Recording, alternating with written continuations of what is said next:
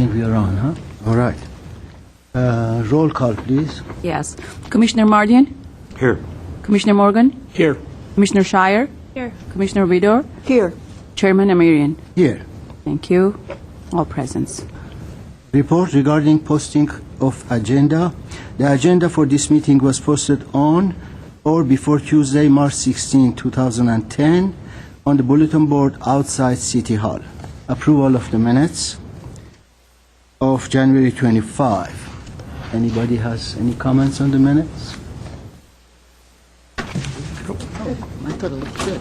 Yeah. No? Okay. I'm amazed. These were long, complicated minutes compared to most, so thank you. Are you sure that we have all read it? Well, Yes. you tell us, so. All right.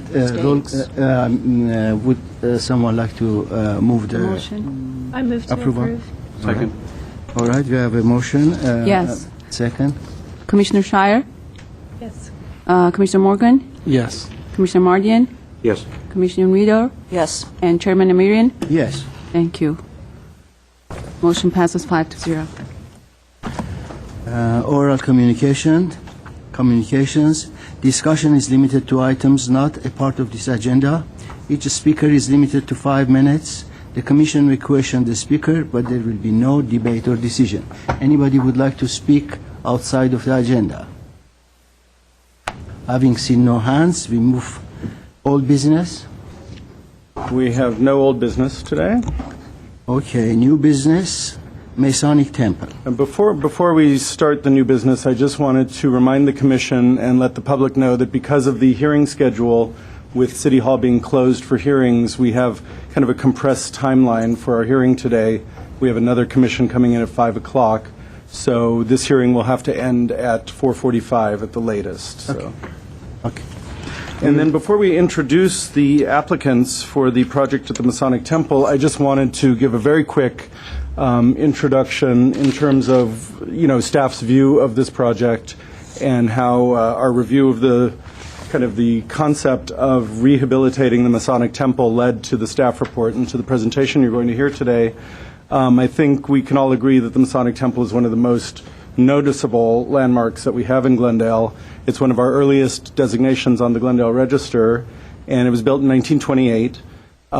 It was built specifically for the Masonic Temple use of the Unity Lodge at the time of its construction, and therefore has some very kind of unusual configurations of the spaces and then also of the corresponding window openings to those spaces.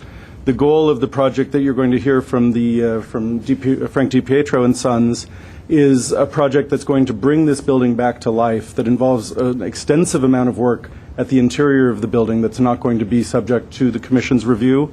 But you should keep in mind that this is kind of part of the broader scope of the project to do a full seismic upgrade, a voluntary seismic upgrade, to ensure that the building's safe as it's rehabilitated for office uses on the upper floors and then for commercial use at the ground floor. So the work that you'll be reviewing today is specifically the work that is visible and experienceable by the public, which means that we're looking at the exterior facade, specifically the new window openings on the north, south, and east facades of the building. And then we'll also be looking at the public lobby space. Under the Glendale Register, interior spaces are generally not covered unless they have some sort of public function, or in the case of the Masonic, it's been determined that it's a semi-public space because it's easily accessible to the public on a fairly regular basis when the current use as a theater is in operation. So you'll be looking at those exterior changes as well as the lobby. So if you don't have any questions for me, we'll introduce Dennis DiPietro from Frank DiPietro and Sons, Okay. who will run you through the project. Okay. Any questions from Jay? Not at this time. Not at this time. No? Okay. Good afternoon, members of the Commission. Good afternoon. Family business.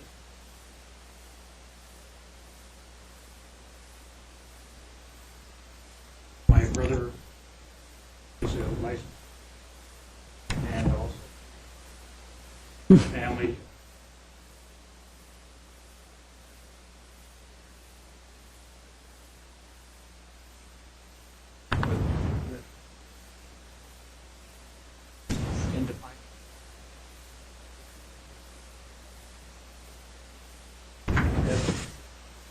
project objective is, building, perform the science. It's currently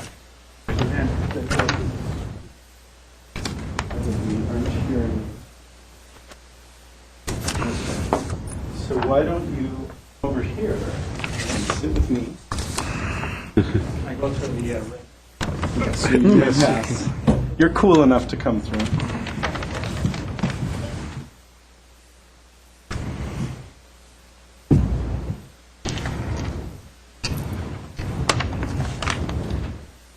Just over near this, you can see the computer also. begin again. Yes, you may as well. Okay. Thank you for the opportunity to make this presentation to the commissioners, representing my family business, my brother Robert, who's an engineer, and now the third generations of the family business, my niece Althea and son James. The project objectives, staff, again, has done a very good job in describing the limitations and the potential for the building. The project objective is to, while maintaining its fundamental character, is to convert the building that was built for the Masons and is currently used by a Noise Within Theater to a unique and vibrant commercial spaces. Some of the objectives then is, in kind of order of importance as far as we're concerned today, I think, is to enhance the resistance of the buildings to seismic forces, and as Jay had said, this is a voluntary upgrade. Provide more natural light into the building, to convert it from lodge rooms and very specialty rooms to more generic space. To preserve the appearance of the ground floor public lobby, which we'll talk about. To integrate the enhancements with potential future developments on the north and south of the building. And then to do the normal upgrading of the exterior in terms of painting and so on. And in the process of doing that, to reestablish the stone wainscot that was clearly evident in the original building, which had been removed many, many years ago. So let's begin by looking at each one of the elevations. First, the most significant one on the west side. So the fenestration here is very much determined by the design that Arthur Lindley established. We're looking at a very minor modification, and that is if we are going to relocate the interior stair. As you may recall, the stair actually abuts the exterior of the building, and the location is designated. So what we're talking about doing is relocating the glass and steel panels, rearranging them once that stair is removed. So actually what will occur is it'll be actually more symmetrical, and you'll see that later on. The other thing that we're planning on doing, and my brother Robert is working closely with Safel Bouquet structural engineers. They're specialists in seismic upgrades, rather cutting edge. And so the proposal is to install to construct a moment-resisting frame behind the facade, the south portion of the facade. So it will not be visible except through the glass. And so this is the finished product, in a sense. You can see now that in that area that we were talking about, right in this area here, the spandrels now are organized symmetrically, where before they were sloped up. And then at the bottom, then there'd be the reintroduction of the wainscoting.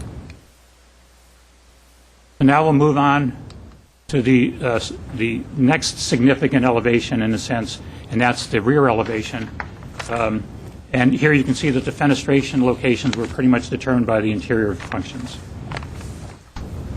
The structural engineers and Robert have determined that the area that is in crosshatched is an area that is particularly important to improve the seismic resistance of the building. And for that reason, then we're looking at, For that reason, we're looking at this area right in through here, of infilling these windows.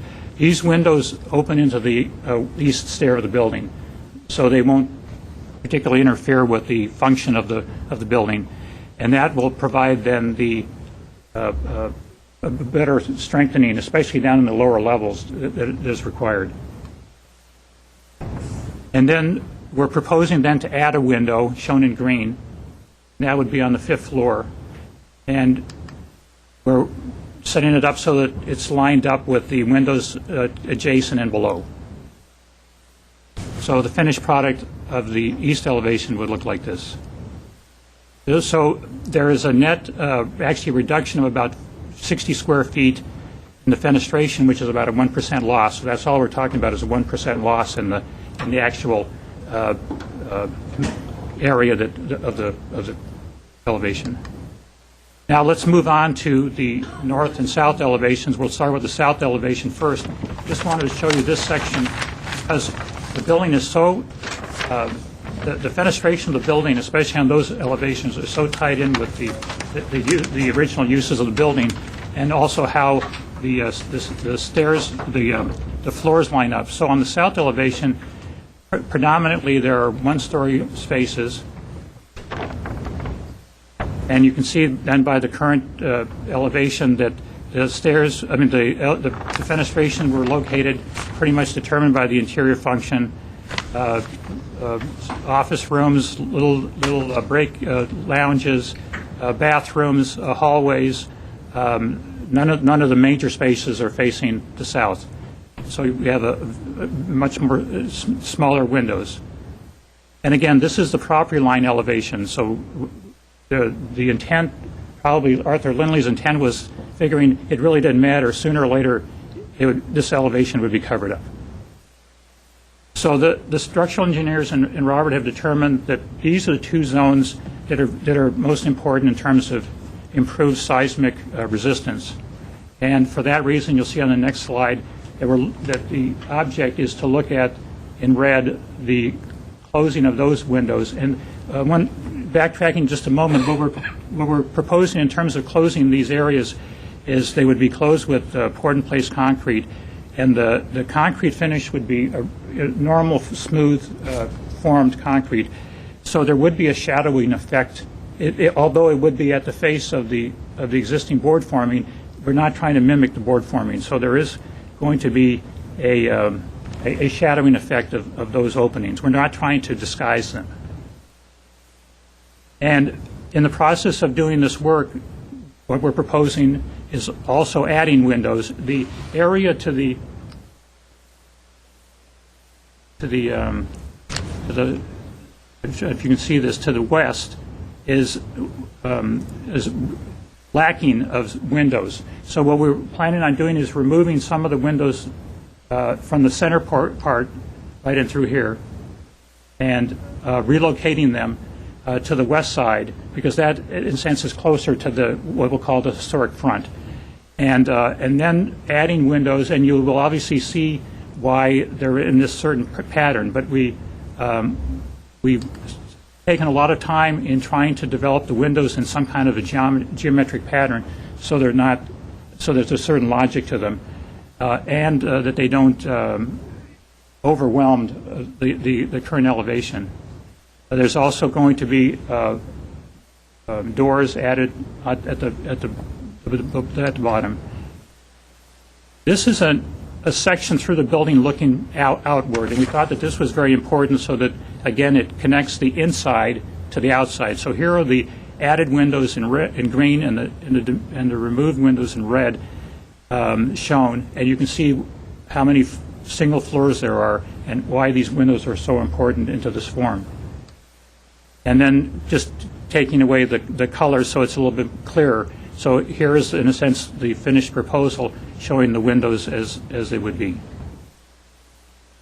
And you can see by the elevation right in the area, this is the 7th floor, showing why these windows are proposed to be in the form that they are, because this room is absolutely dominated by certain characteristics that almost call for this kind of a form. And so here now is the completed enhancements on the south elevation. We're looking at a net increase of only 600 square feet of space, which represents only a 5% increase in the total percentage of wall area. So it's not a very significant number. Now,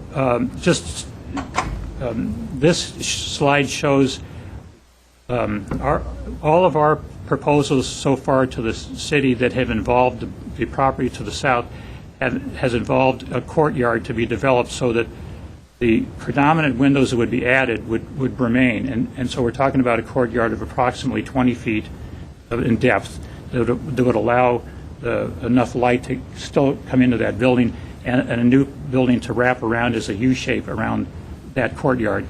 And the crosshatch area shows, in a sense, the minimum, and the block to the above that pushes up to the maximum amount of height that the current specific plan calls for. So at least you can put in perspective. So if in fact that size building were put in, you wouldn't virtually see any of those windows except at a very, very great distance.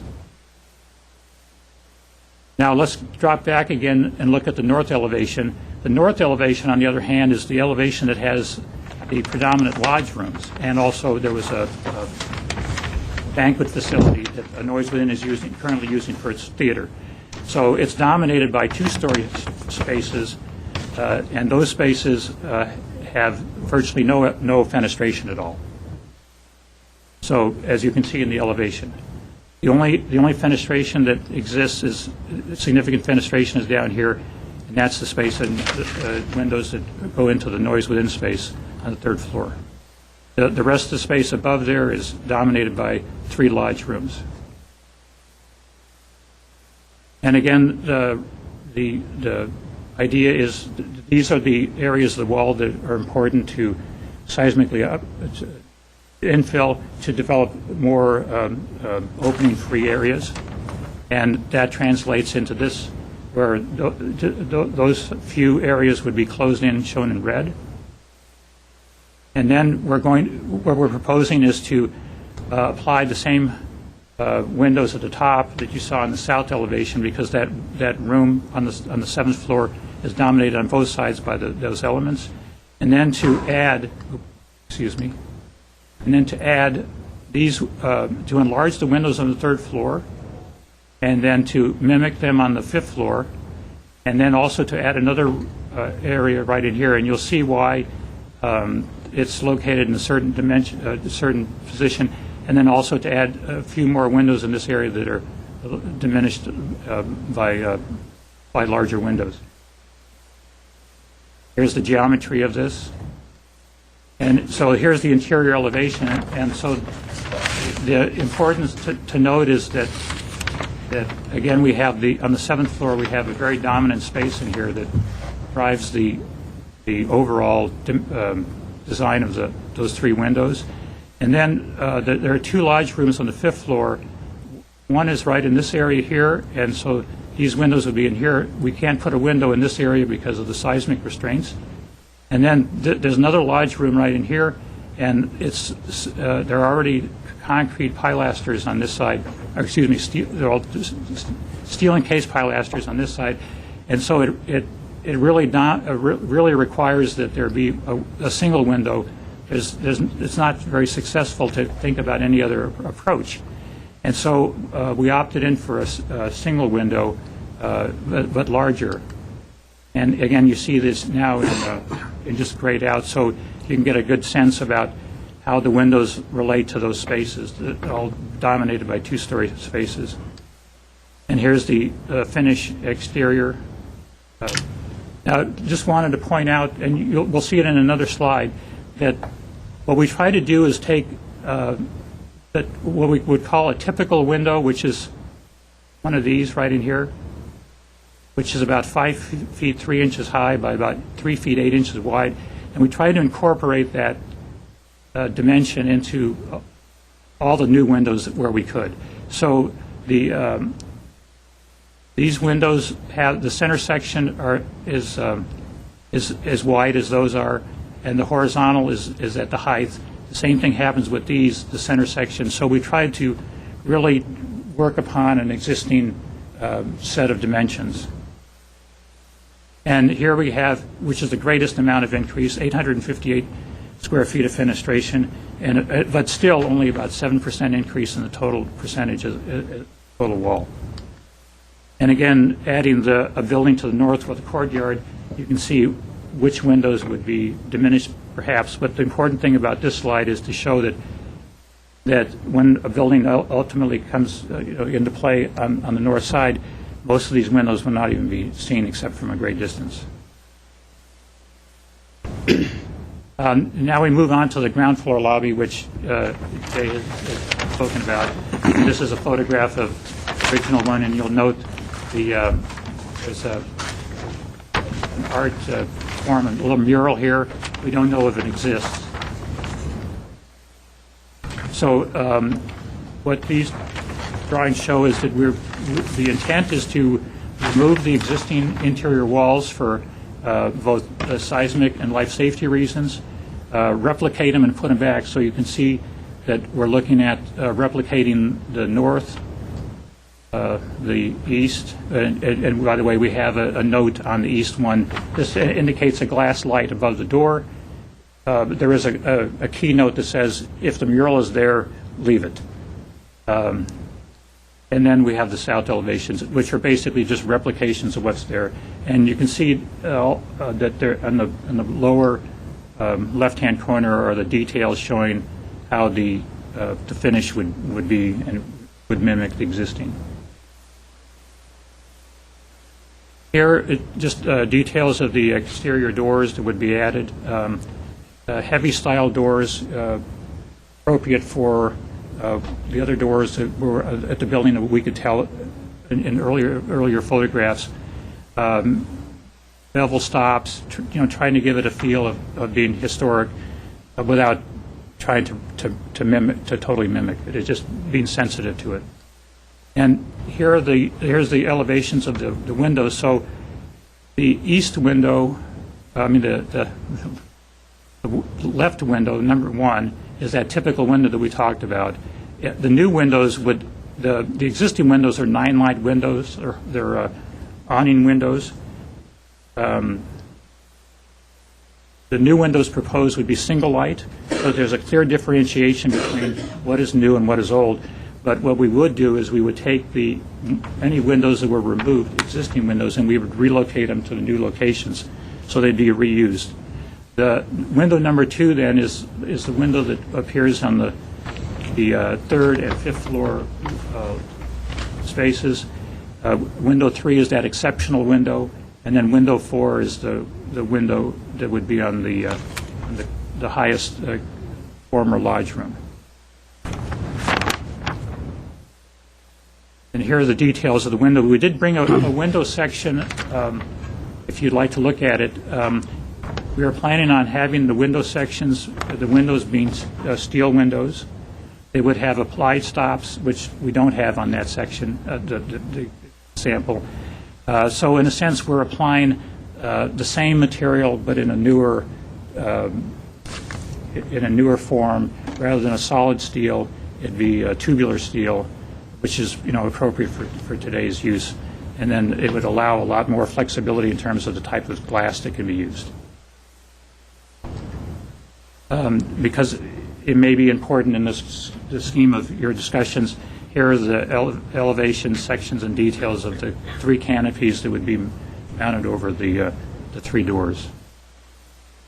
And then some details about the wainscoting, and we do have a sample of the wainscoting here on the sample board that we can show you. So there's a section, and it, as far as we can tell from photographs, it's very close to what was there. There was a base component and then another component above it, and we're not talking about a tiled material. We're talking about full sheets, which would be appropriate. And then the color scheme. This slide actually doesn't do a very good job in showing the colors, but we do have the colors on the. But essentially, the concrete walls will be treated in as one color, then all the metal frames and canopies would be treated as another color, and then the granite is actually a black granite. And again, we have a sample of that. So there's the completed project. We did bring a couple of other slides, and maybe we could just show you.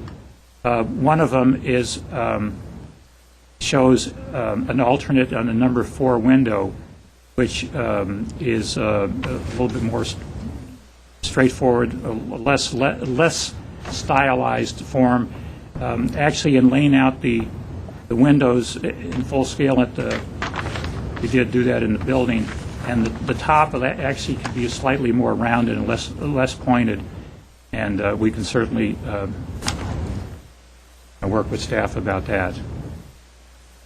And then the last slide just shows that highest level lodge room, and just to give you a better idea of how dominant that the forms of that room are in the scheme of things.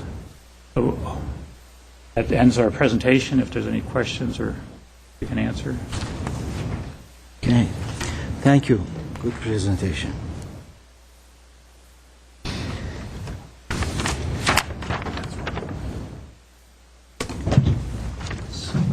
Questioning period. Anybody has questions from Mr. DiPietro?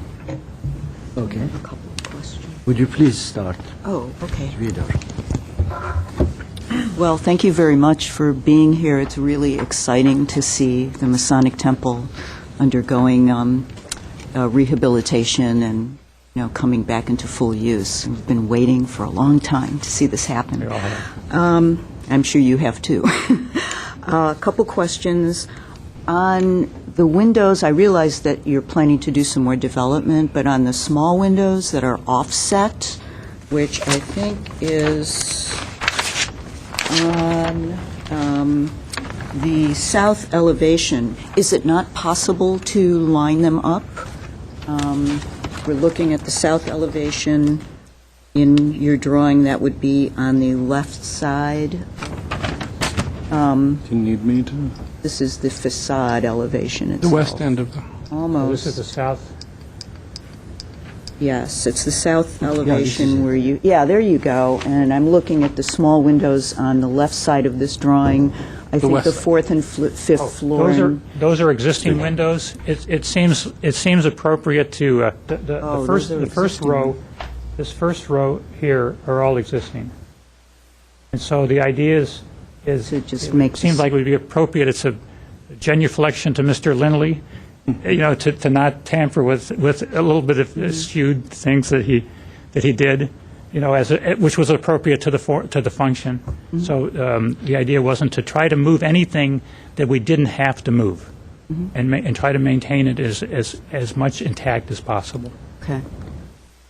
My second question relates to the use of windows with a single light versus what exists already. And I guess I understand that we want to differentiate, we don't want to do mimicry, and we want to differentiate between the old and the new, but, in residential homes, when somebody has a multi-light window, we're very careful about seeing that they do in-kind replacement, and I just wondered what the thinking here was on why we would mix these, because depending on how the placement is, it could end up kind of looking like a mishmash rather than just honoring the new versus the old. So why wouldn't we not do in-kind, even though it's not a replacement and we're punching out new windows, why would we not replicate the style of the old Right. windows? And what we did is, we thought about this a lot, and what we did is we grouped the windows, so that's why we're reusing all the old windows into wherever they're going to.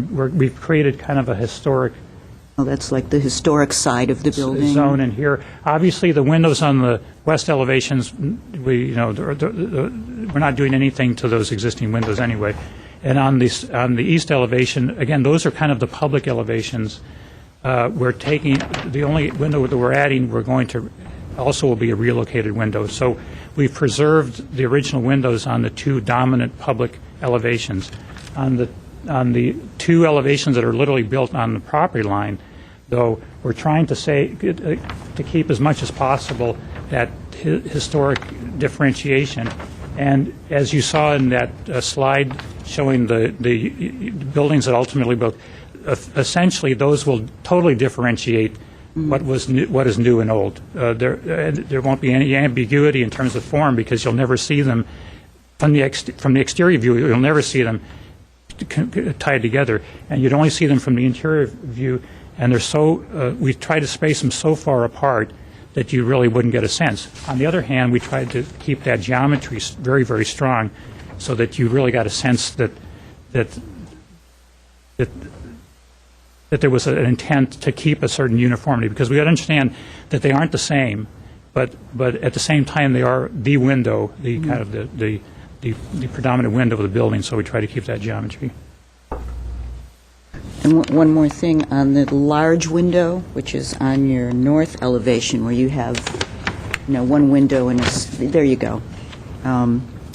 Could that or should that be the same size as the other windows on the area or not? The issue is that the room in this area literally goes from here to here, and it's the Lindley designed the building, and the structural engineer designed the building so that the structure is the architecture. It's a really wonderful building in that sense. In that particular room, the beams, the columns all dominate, and so it seemed to make that room as good as possible, as opposed to, I think the comment that was made, as opposed to make it in a room where we could grow mushrooms.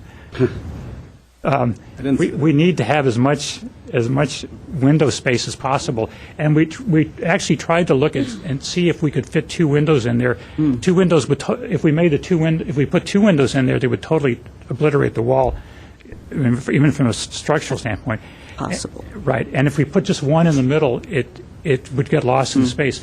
It's the realization is, sure, it's a different anomaly. However, the whole building is loaded with differences, and so in one respect, it's one example of kind of following the same philosophy, that started the building from the ground up, and there is a function in that space, and we're just following the form, of the dominant form of the space. Thank you. Oh, by the way, I didn't mention the building is a structural steel building. It's got steel columns and beams, and it has girders, and it has concrete beams and concrete floors, and then the exterior is poured-in-place concrete. So that ties into this whole issue that this is a voluntary upgrade that we're making. The building has no structural masonry in it at all. It has no masonry in it at all, other than the hollow clay walls, and that we're dealing with. So it's a very stout building. Okay, thank you. Hold on. Any questions? I have a question. Yes, please. First, thank you for bringing this application forward. How are you dealing with the protected openings on the south and north elevation? Obviously, you have a property line condition there. Yes. Is that something that, there will be a covenant. We own the property to the north and south of the building, so we will actually adjust, or we'll have a combination of a lot line adjustment in air and a covenant, so that it will allow that. And we've already discussed that with the building department, and it's just a procedural issue. So obviously, if the property was ever sold, it would either go with the covenant, or then there would have to be things with, So you're not required to have any protected glass, wire glass, or anything like that? No, there's wire glass won't be protected unless the only issue that we have is that there is an existing one-story building on the north side. One of the things we're planning on doing separate from this is fully fire sprinkling the building. Okay. So there are other mitigating measures that we can take to accomplish what we need to do, but it's just a technicality. Okay. Okay, thank you, Mr. Mayor. Any questions? I have a question. All right. Could you address two things? One, for the benefit of the other commissioners, but on your west elevation, just to confirm that the existing three series of windows on both sides of the door are staying in the location that they are rather than in the location shown on the rendering. And you're absolutely right. Yes, they will. We're not going to be doing anything with those other than cleaning They them want and the painting. rendering to reflect, what's actually there. You raise a very good point. Thank you. And then could you also address on the north elevation, the ghost murals? Are you painting over those? Are those? Yes.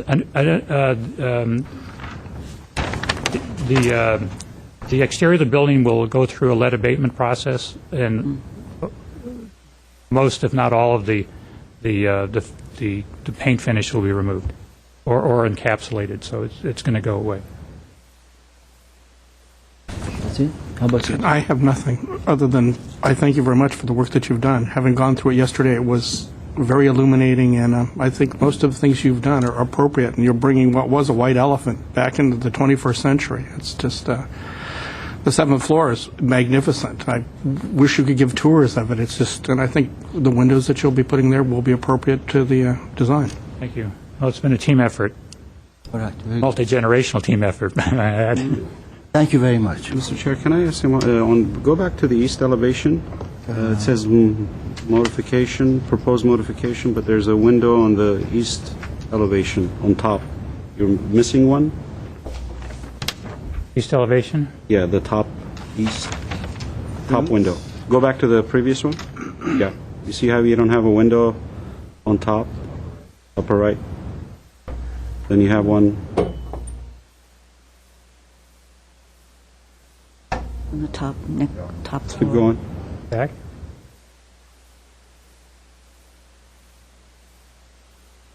Yeah, you see that? Oh. There you go. I apologize for that. That window exists. Okay. The reason... Okay. Apologies. No problem. All right. So many Thank you very much. windows. Yeah. Can we see the samples as long as they brought them? Okay. Would you bring some samples here that you have? Samples are so on we the- can see.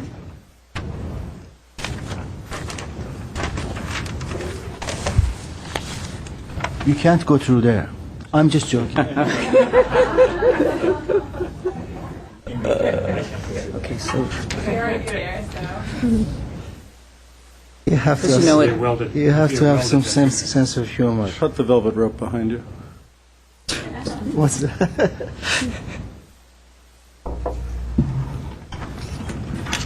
The main doors, entry doors, looks really Very substantial.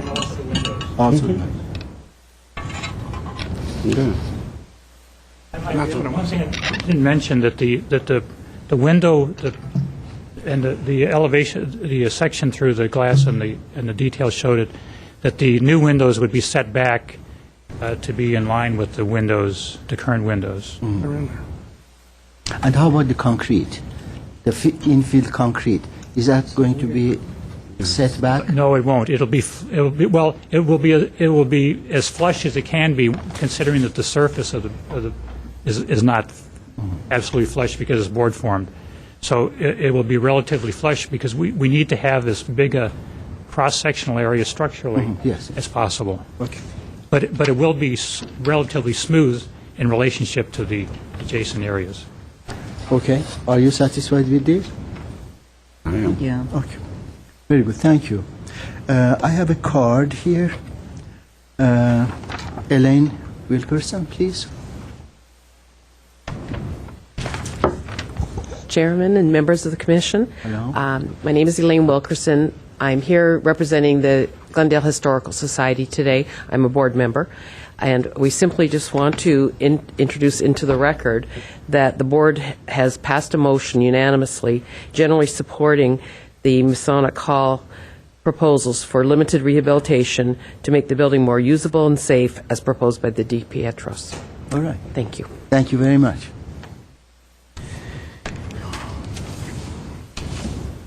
Would you like to start the comment period? And do you have any comments? Where would you like? Can Well, we go that way? Staff has indicated that they thought that the windows on the 7th floor were more ecclesiastical, but having gone inside the actual building and up to the 7th floor, it's kind of form and function. If you look at the way the arches are, the windows seem to fit with the arches itself. I don't find them ecclesiastical at all. I find them as appropriate for the building. Okay. Anything else? No, that's it for that. No? Do you have any comments? Yeah, I feel strongly about the mural, so I'm glad to hear that if it is there and we can restore that in the lobby, that be maintained. The only thing that really bothers me about the windows is the one that's, a different proportion than the others. And I don't feel that if that window matched the others on that floor in size and shape, that it would really be that less light being let in. And I think there would provide some consistency, especially in the future, if that floor was ever opened as one room or one area. So I'd like to see that be similar in size if there's others that agree. Anything else? This side, Mr. Morgan. Thank you. When he went through the alternatives, actually, I like that other last alternative better on the arch windows. It's a little simpler, not so Gothic. Is that all open? No, I had the same concerns my other commissioners about the proportion of that window on the north side, I believe. I think it's not going to matter that much with the space. I think it should be proportional. It just looks odd.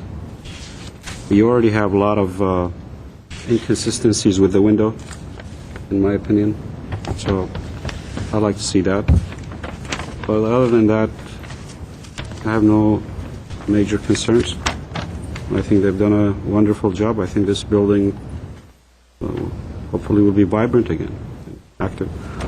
But one thing, Mr. Chair, now you're closing or opening the window doors on the south side, correct?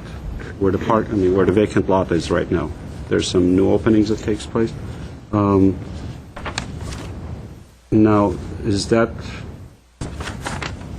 just going to be open for the time being to go where? To the... Dennis, if you could come up to the podium.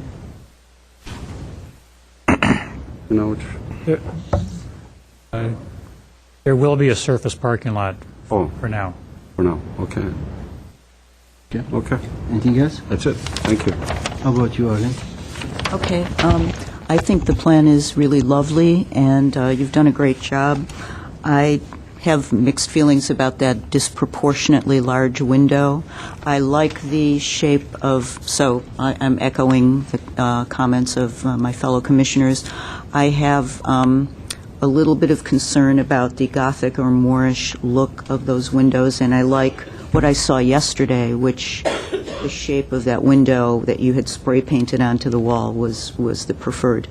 I am also really pleased to see all the things that you're doing to conserve things in the building and restore the building. And I was wondering, I know we already passed the question period, but I know that you're going to do some conservation work on the mural if it does exist and if there is something there. But I was wondering about the fixtures and some of the other things up in the two halls. I know we talked extensively about the work that you're going to do to restore the beams and the truss work, and that it's going to be essentially brought back, but I know that there are a lot of beautiful historic fixtures, lighting fixtures, and wondered if you were planning to retain those in the building.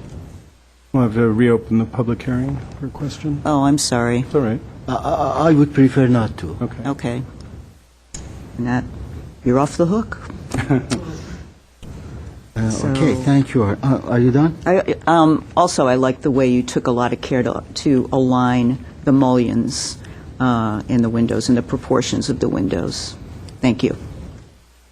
Thank you very much, Arlene. I think you have done a fantastic job. I really do. This building is going to look much better than what it is now. I would also echo my colleagues' concerns regarding the windows. Number 4, the sprayed window with rounded point at the top seems much better than the pointed arch that you have here. Sorry. You don't have a picture of the sprayed window. Oh, I thought you meant the less Yeah, ecclesiastical. you showed that to us. And also, if you do that with your alternative, the glass going up like that, it would look much better rather than three arches in that pointed arch. That is one of my comments regarding that. I really don't have any problem with the large window on the north facade. You know, if you look at the building right at midpoint here, you will see that. But from the street, from different angles, coming down Brand, coming from north to south, really you will not see that. You will not see that. And especially if there's going to be a building over there, a six-story building, you will absolutely lose that. I would urge my colleagues to accept this. It is more important to have more light in this building than have another window which is equal to the rest of it, especially that we have so many haphazard windows and we are cleaning this rather nicely. So if my colleagues agree with that, I have no problem with it, and I would encourage to pass this and get it over with. That's that. I'll make a motion to approve it, but with the condition, this alternative on the window number 4. This alternative or the one that we saw sprayed on the wall at the Well, project? that shape too. The difference being the sprayed one had a more of a rounded top Right, than this? yes, yeah. Okay. And we also need you to decide on the fifth floor window. We heard mixed feelings about the width primarily of that larger window that's off to the west. So if you could give me guidance on that. Well, he's making a motion. In that motion, he will say whether he wants to keep it or not, and the commissioners might agree with that or change the motion. You're correct. Wouldn't that be correct way of doing That it? works, yeah. I'm learning this. Well, my second item, which is that window, I do agree with you, Mr. Commissioner Amir, but although you look at it from a different angle, I'm looking at it on paper right now, I think it's more, consistent, because now that throws out another haphazard window, because we already have a lot of irregularity, like you said, they're cleaning it up. I would like to include that in the motion, that to be the same. And those are my conditions. Okay. Do we have a second for that? I second that. Okay. Roll We call. have a motion and a Yes. second. Commissioner Mardian? Hold on. With the two, can you read the condition? Yes, I'll read it back. The motion is to approve the project with two conditions. One, that the seventh floor windows have more of a rounded top, as you viewed at the site with the spray paint, and also have the more, what we'll call the geometric fenestration pattern. The other condition would be that the fifth floor window on the north facade be the same width as the corresponding windows to the east side of the fifth floor. Excuse me, Jay, do you also want them to make the determination of appropriateness in this motion or as a separate motion? That could be in this motion. So Now, what is it? I don't understand. What is appropriateness of what? you're saying that this, and I should have written out a motion on this because this is still kind of a new process for us, that you're making a finding that this project is appropriate to the character of the designated Glendale Register property and won't affect its ongoing eligibility for designation. So it's basically a determination of appropriateness. Okay, you will say that sentence later on. I'll feed it to you. Okay. All right. We have a motion and we have a second. Roll call, please. Yes. Commissioner Mardian? Yes. Commissioner Shire? Yes. Commissioner Morgan? I have a question. So if you agree with one part of it but not the other part, how do you vote? I agree with the appropriateness of for the window, but I think the north elevation floor 5 window should be the size that they've determined.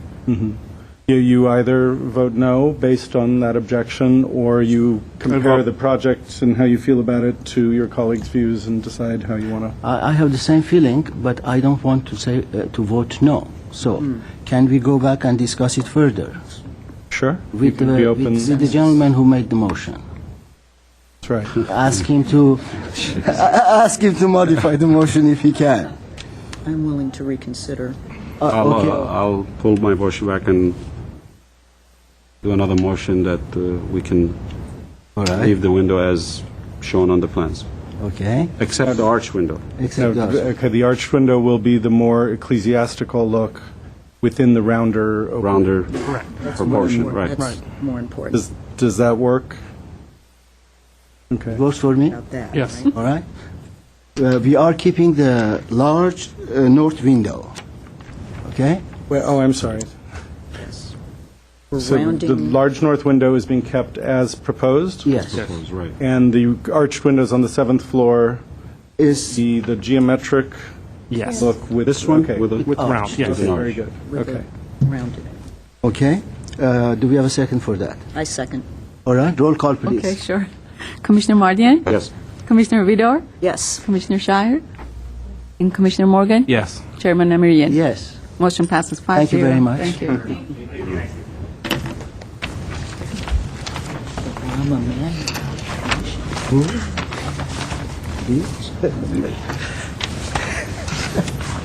It's one window. You won't see it. Thank you very much. He's a fantastic politician. Who is it? Emmanuel. He gets things done. He's strong. Yeah. He doesn't waver. I like it. I wish I was like that. Congratulations. Thank you very much. Thank you. Thank you. Have fun. Go celebrate. I lost my agenda. Right here. Do we have to do the appropriateness? That was part of the That wasn't motion. part of the second motion. It's an hour. Yes. Yes. Let's have a second separate motion with the determination of appropriateness for ongoing listing to the Glendale Register. Okay. Would you like to make a motion again? I'll make a motion for the For property, for appropriateness. appropriateness Okay. as a historical. The commission has made a determination of appropriateness that this project will not affect the property's ongoing listing on the Glendale Register. Yes. Okay, cool. I second. Do we need to have a roll call? Of course we do. Yes, please, go ahead. Yes. Yes. Yes. Yes. Yes. Okay, moving along. Item number 6, new business B, please. Okay, I will present this Glendale Register nomination as well as a Mills Act application for a property at 1520 North or 1520 Cedar Hill Road. You see Cedar Hill, it's at the very northern end. This map is actually incorrectly printed. It's the Verdugo Viejo neighborhood, just above Kenneth Road. So just as the city starts going up into the hills, this is at the very foot of the Verdugo Mountains. And you can see Cedar Hill Road is a little just dead-end street that makes a 90-degree curve, which is of interest when we look at the house more closely. The house was built in 1962. It was designed by a firm called Modern Accent Custom Homes, and that is the name that's listed on the building permit, which was signed by Miss E. Baumel, president of the firm. The applicants have speculated, and I think it's worth speculating, that this may be one of the few known, if any, I'm not sure that I know of any buildings in the city that were designed by women, but we can't say for sure that this one was. But it's definitely something of interest. It's the kind of thing we like to kind of speculate about at this point, and then if further research comes in the future and we learn more about this firm or Ms. Baumel, we'll just add to the story of, Glendale's properties. You can see that the house is not an example of what we would call high style or high modernism, which we associate with architects like Richard Neutra. In fact, it's more of a property that kind of combines some of the more traditional ranch-style aspects that we see throughout Southern California, and then kind of converts that into a modernist idiom. So it takes kind of modern aspects of the design of the period in the 60s, and this was also a period where modernism was kind of breaking apart. There was less formality and more of a sense of decoration that was kind of an accepted part of this phase of modernist architectural history. So the aspects of this building that are of interest are this fascia line that kind of runs the entire length of the facade and creates this very dominant horizontal aspect with the house kind of running, more or less flowing along the street face under this. And then adding to this kind of curving aspect that we'll see on the house is this dining room window that you see, these butt-jointed glass panels forming this curved dining room bay. Here's an architect's rendering that we assume is by Modern Accent Custom Homes, possibly by Miss Baumel, but it's unsigned, that shows the house looking a little bit differently, but more or less giving us the idea of the house as it was built. And you get a sense from this drawing that this is about as much about texture and kind of ornament in a modernist idiom as it is about any kind of pure vision of these rectangular boxes that we associate with the movement. Running up the street, you can see that the front entryway is highlighted by rough marble rock stone cladding at the entrance. The door itself has kind of a decorative geometric motif on it. And then one of the most dominant features of the house is actually this roofscape, which is covered with, very heavy, I don't know if it's volcanic rock, but it is volcanic rock, which gives it a very textural look. And what's interesting, because of the curved shape of the house, this is actually a hipped roof, but from many vantage points, it looks like it's a curving, either a vaulted or in some places even a domed roof. So it has kind of a tricky geometry. And then you can also see down to the right side where the garage is located, that the height from the fascia down to the ground is quite high compared to the rest of the house. So the house kind of responds to the hill a little bit by coming closer to the hill as you move up the street. And I'll get into that a little bit more. Just here are a couple of the details at the front entrance. And then you should also note that a lot of the original kind of hardscape features, the gravel and the round pavers, appear to be original and are consistent throughout the house front and back. Coming up along the side, you see where the house starts responding to the curve of the street and ultimately forms a letter J. The walls are simple, just stucco-clad walls with punched openings with flush-mounted aluminum sliding windows. Over on the left, you can see that perforated block wall, which is actually kind of a screen for the air conditioning equipment that was put out front of the house, which wouldn't be allowed today if it were in the designation that this is an original feature of the house. We would be able to work possibly for a future owner if they were interested in maintaining equipment in that location to keep it there. We can't say that it would definitely be granted, but it would be a possible variance with the support of the historic record of designation. Sorry, I'm going the wrong way. Here we have another view of the side, and you can see how the fascia is much closer to the ground, and the house is somewhat set into the hill at this point.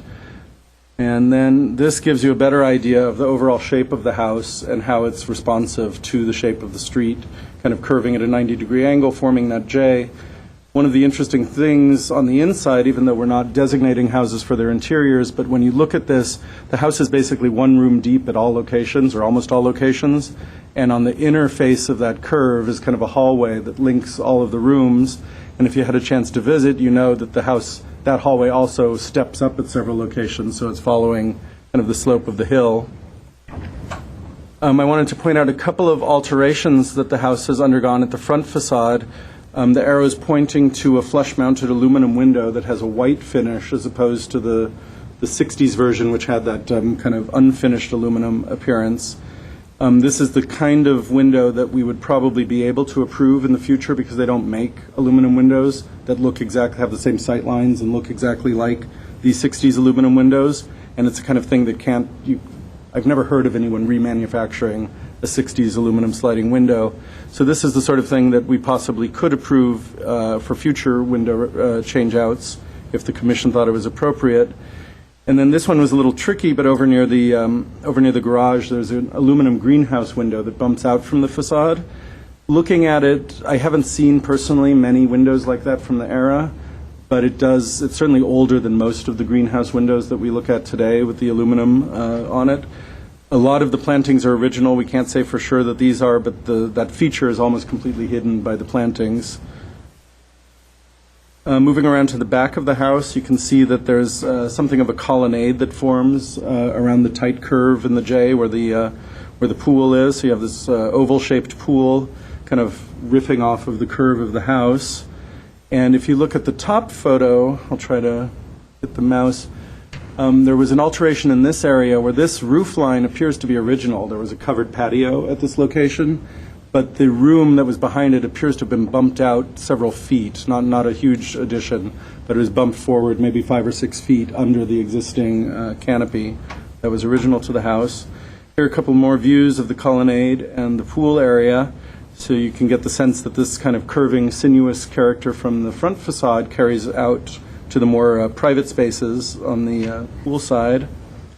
And finally, here's a shot showing the roof and a little bit more of the shape. And again, you can see this is the covered porch that had the bump-out extension for one of the rooms at one point.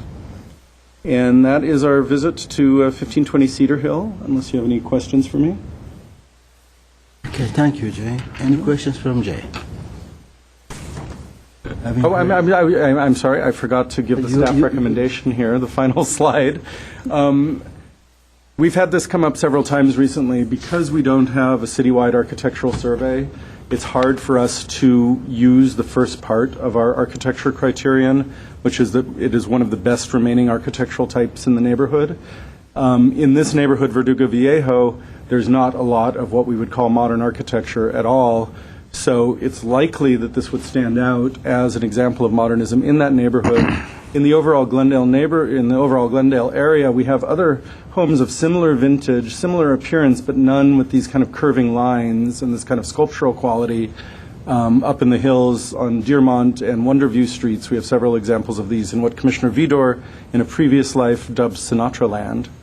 So this house definitely fits into the Sinatra Land look. We do believe, though, that this house has kind of an exemplary design and use of materials and kind of sense of period that we don't get from a lot of properties from the 60s, and therefore staff is recommending designation for the house based on Criterion D. Based on the second portion. The second portion of Criterion D, with some speculation that the first part in a citywide survey we might discover that, but we can't make an official determination. Okay, thank you. Any questions from Jay? Having heard none. Just a quick yes, one. please. Yeah, on the windows, just could you just elaborate a little bit more on what your recommendation would be on the one window that is flush-mounted, and in particular the greenhouse window, which seems even more problematic? Yeah, these windows, these flush-mounted aluminum windows, you can't buy this style of aluminum window anymore.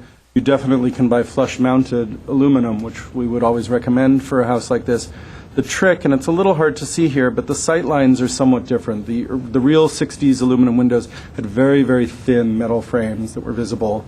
The newer windows have a somewhat heavier frame, which I think you can get a sense that there's a little bit of an outline around this window over here. But in general, given that this is the only kind of window that you could get currently to replace an aluminum slider, we would first, if this were designated, talk to an owner about can these windows be repaired. My experience with aluminum sliders is they weren't the best quality windows from the very start.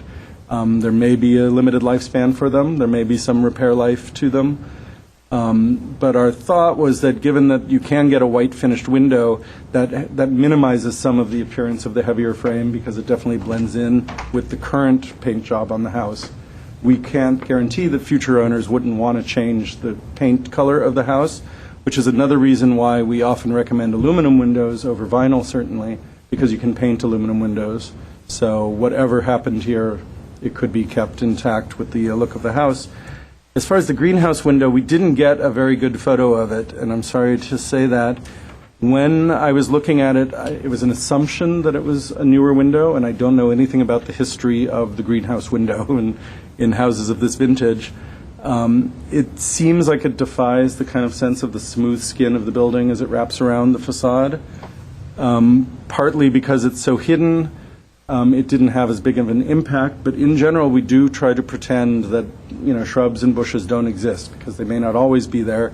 So I think part of your decision would have to be whether you could accept, if this were actually exposed to more prominent visibility, if you could accept that there, or if that was something you would ask to be taken care of under the Mills Act or in some other way.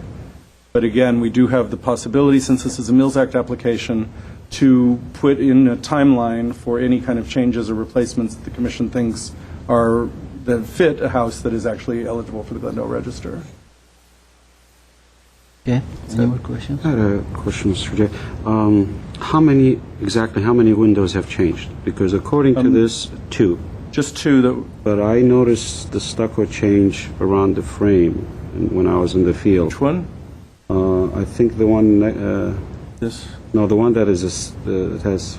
that one. That has changed. This one in the too. center here? Yeah. Or the one next to it, too, because I saw the stucco treatment all around the edges, so I'm not sure if these are... Yeah, these windows appeared to be the vintage of the earlier windows. It could be an earlier change, and the owner is here to answer specific questions if you have any for him. Okay. When we did our site visit, it didn't jump out at me as a change in the way the other ones were. Now, other question, I don't know, Mr. Chair, if I bring it up now. If you notice some of the windows that you have, or the full height window, there's some recess to it, even above the garage door, too. Yeah, the garage door windows are different, have a different treatment. But these are recessed, and the other one is recessed, and the back is also recessed, so I'm just thinking now out loud whether these were all changed at one time. That's definitely a possibility. Does he have recess here, too? Yeah, these are recessed here. These are recessed. It seems these are doing something different than the windows at the front of the house in terms of creating the sense of the colonnade. I'm trying to see if we have any others. It did seem like the dominant scheme of the windows at the front. This is the... Those are recessed, too. Is this the bathroom over here? No, the white, Yeah. You're bringing up a good point. When I was looking at the house, it didn't strike me that was a change because I'm so used to seeing these aluminum sliders on houses from the period. And it's definitely a possibility. If we looked at the stucco patching consistently around the whole house, we might be able to see a pattern. That's all, Mr. Chair. Okay, thank you. Any questions here? well, in voting, if we vote for it, the windows then could be changed to white vinyl, all of them, at a later date? Or is that where we're okay? We wouldn't, staff would have full review of any window changeouts that were made in the future. One thought would be if the commission directed staff to look more closely at the window pattern to get a sense of whether the recessed windows might actually be the original condition and the flush-mounted windows might be a later feature. That's a possibility. Given the curve of the house, I don't know what to expect there. But we definitely could look at that. In general, any window changeouts in the future would be guided by staff. We would not approve vinyl windows on a Glendale Register property at the front of the house, on a Mills Act property at any place in the house. But we would approve something that returns it as close as possible to its original condition. So the thought was that these aluminum sliders could be appropriate, but the questions raised, maybe they wouldn't be flush mounted. So. All right. Now, I don't have any card. The owner's here, and he'll fill out a card when he's done. Okay. Okay, fine. Come on forward and... This is Kevin Frank. Again. This is your chance to kind of express why you've chosen to designate or to nominate the house. Well, we noticed it was a unique property right off the bat, the moment we saw it, and I think it wasn't even a day after we put a bid on it that we thought to ourselves we should have it landmarked, and that's what happened. I wanted to go ahead with doing that if that's possible. It is a time capsule in a way because it was only owned by one previous owner.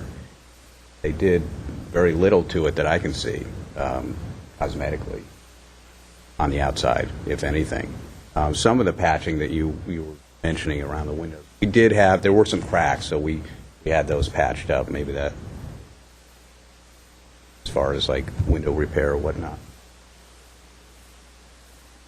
That's about it. Short and sweet, huh?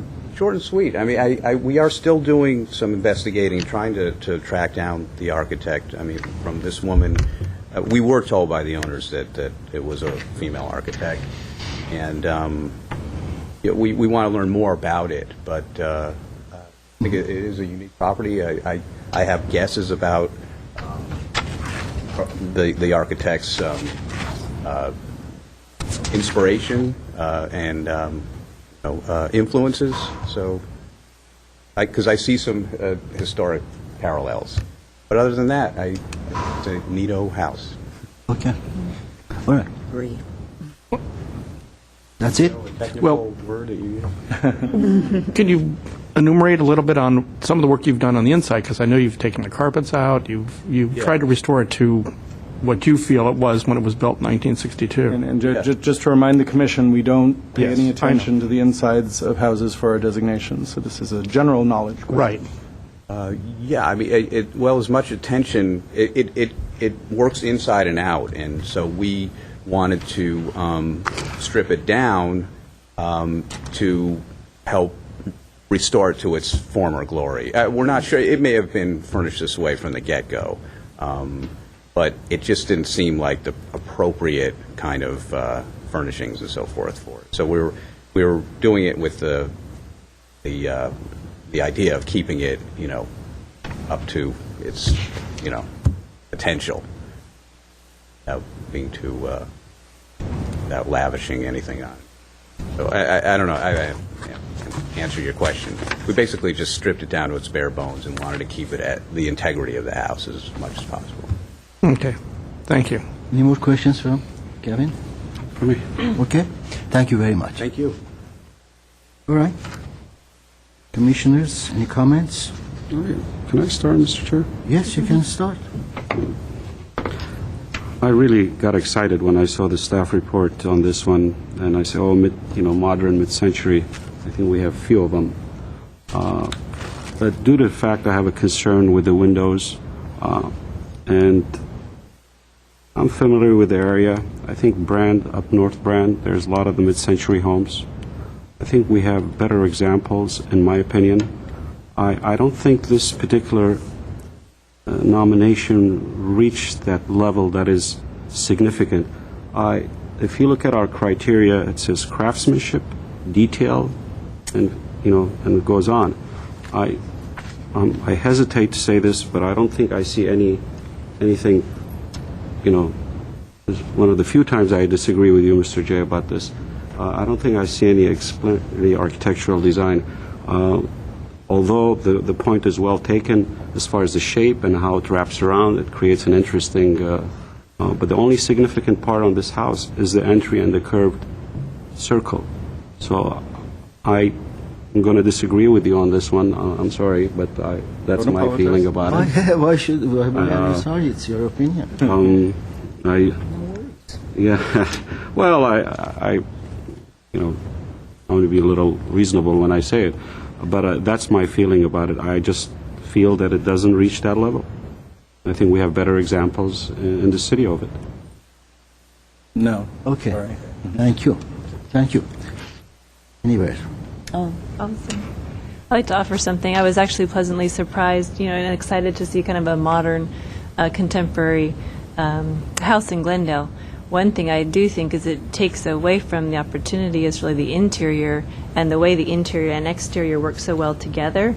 Although the interior, we can't really consider, but I think that was, beautiful. Some of the curvilinear millwork that's still existing in some of the bathrooms and rooms, and I think it worked so well together as a whole. If we have to just really make our judgment on the exterior, I can understand, position.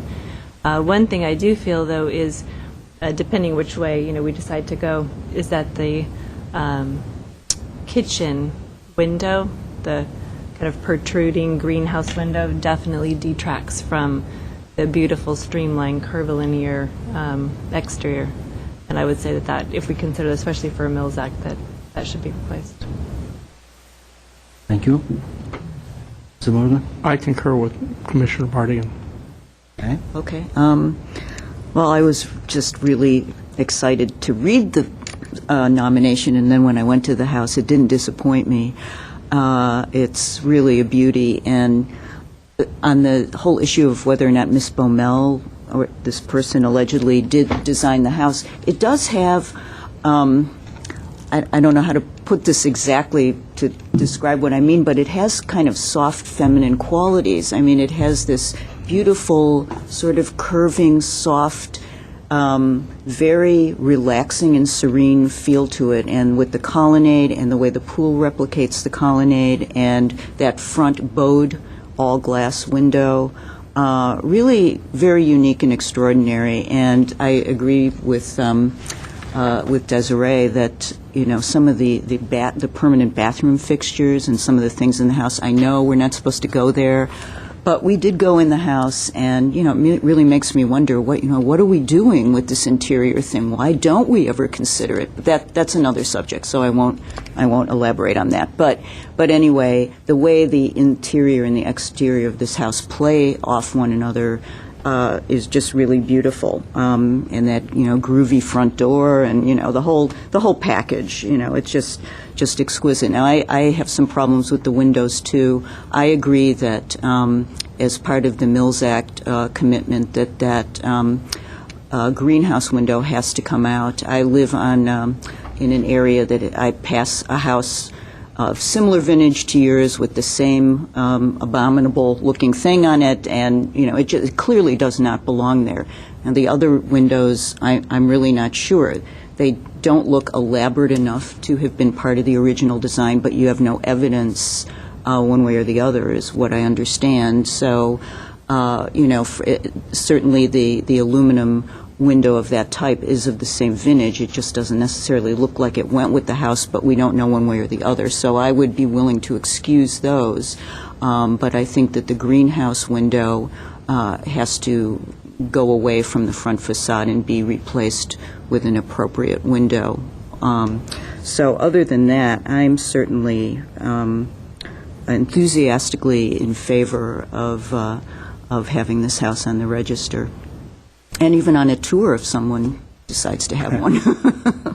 May I cite the very unusual situation that we are now at the rare opportunity to have a deciding vote from our chair, and noticing the gender difference that's going so far? Mr. Miriam. Well, that's pretty good. You concluded? I'm done. Huh?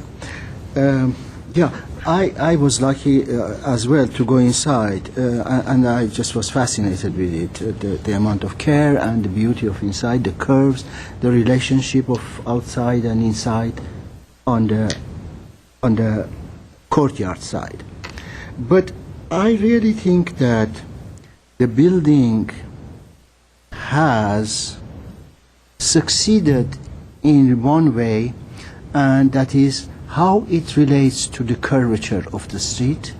It is cited very well.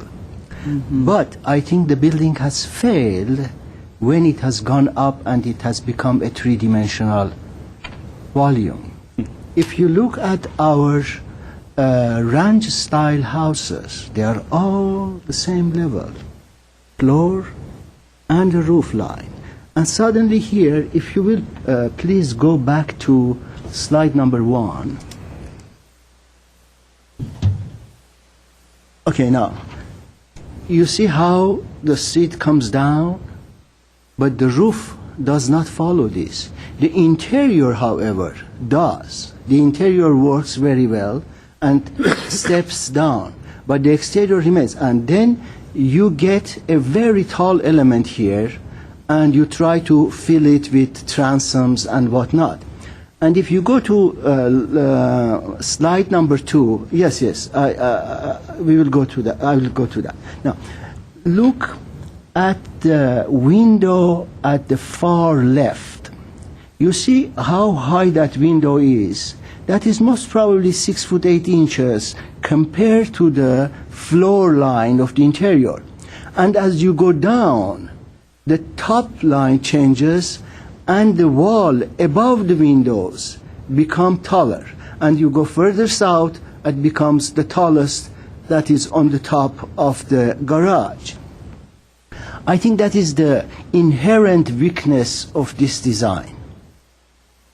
And I have trouble with that. I think that's a weakness. And let me just write down what else I see here.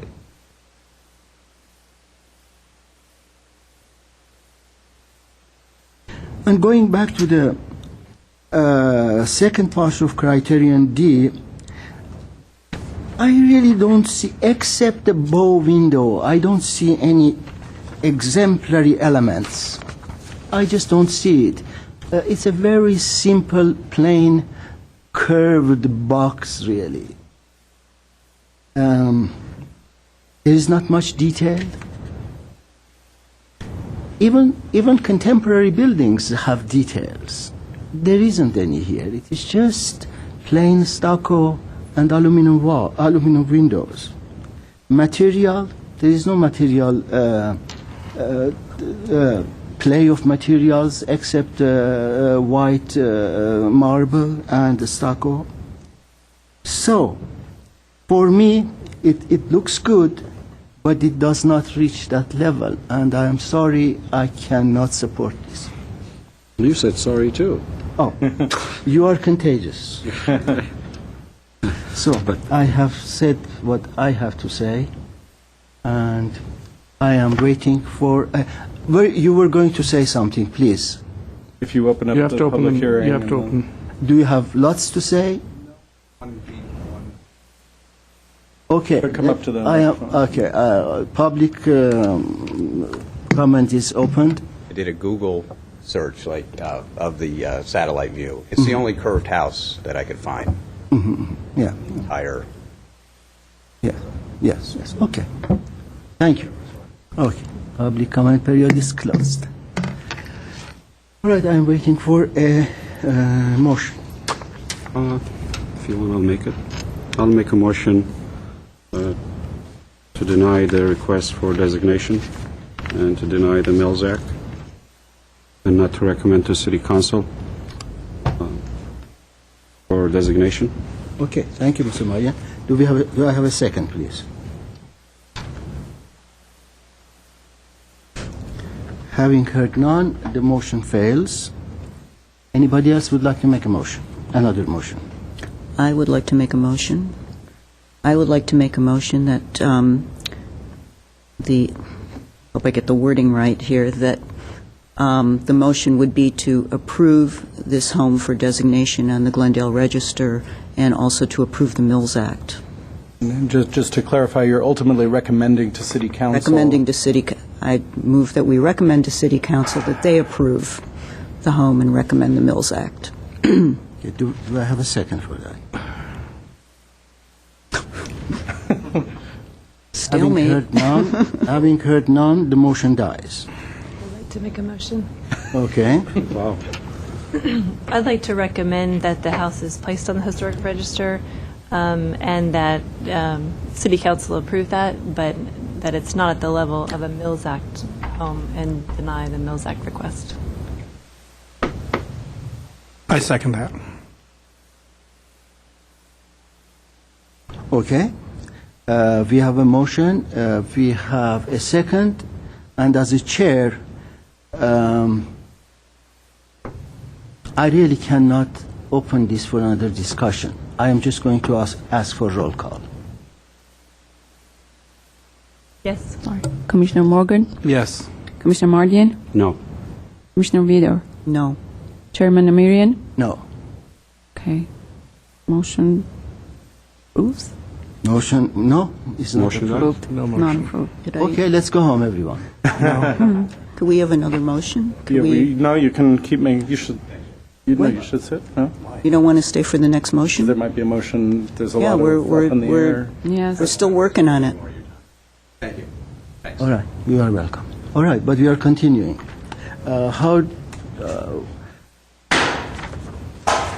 Where do we go from here? I was going to recommend that maybe we consider a motion to recommend to City Council that they approve this house on the register under the condition that the, and go forth with the Mills Act under the condition that the greenhouse window is replaced. To tell you, the greenhouse window, to me, it's behind the glass, and I really didn't see it very well. It doesn't do anything to me. I am more concerned about the volume. That's me. I mean, I would oppose that. I would vote no for that. Would you like to open a vote for that motion? Oh, yes. Yeah, I'm Need a sorry. second, of course, yeah. That was a motion. Yes. Yeah, was a that was a motion, motion. I'm so sorry. I just missed it. Okay. Do I have a second for that?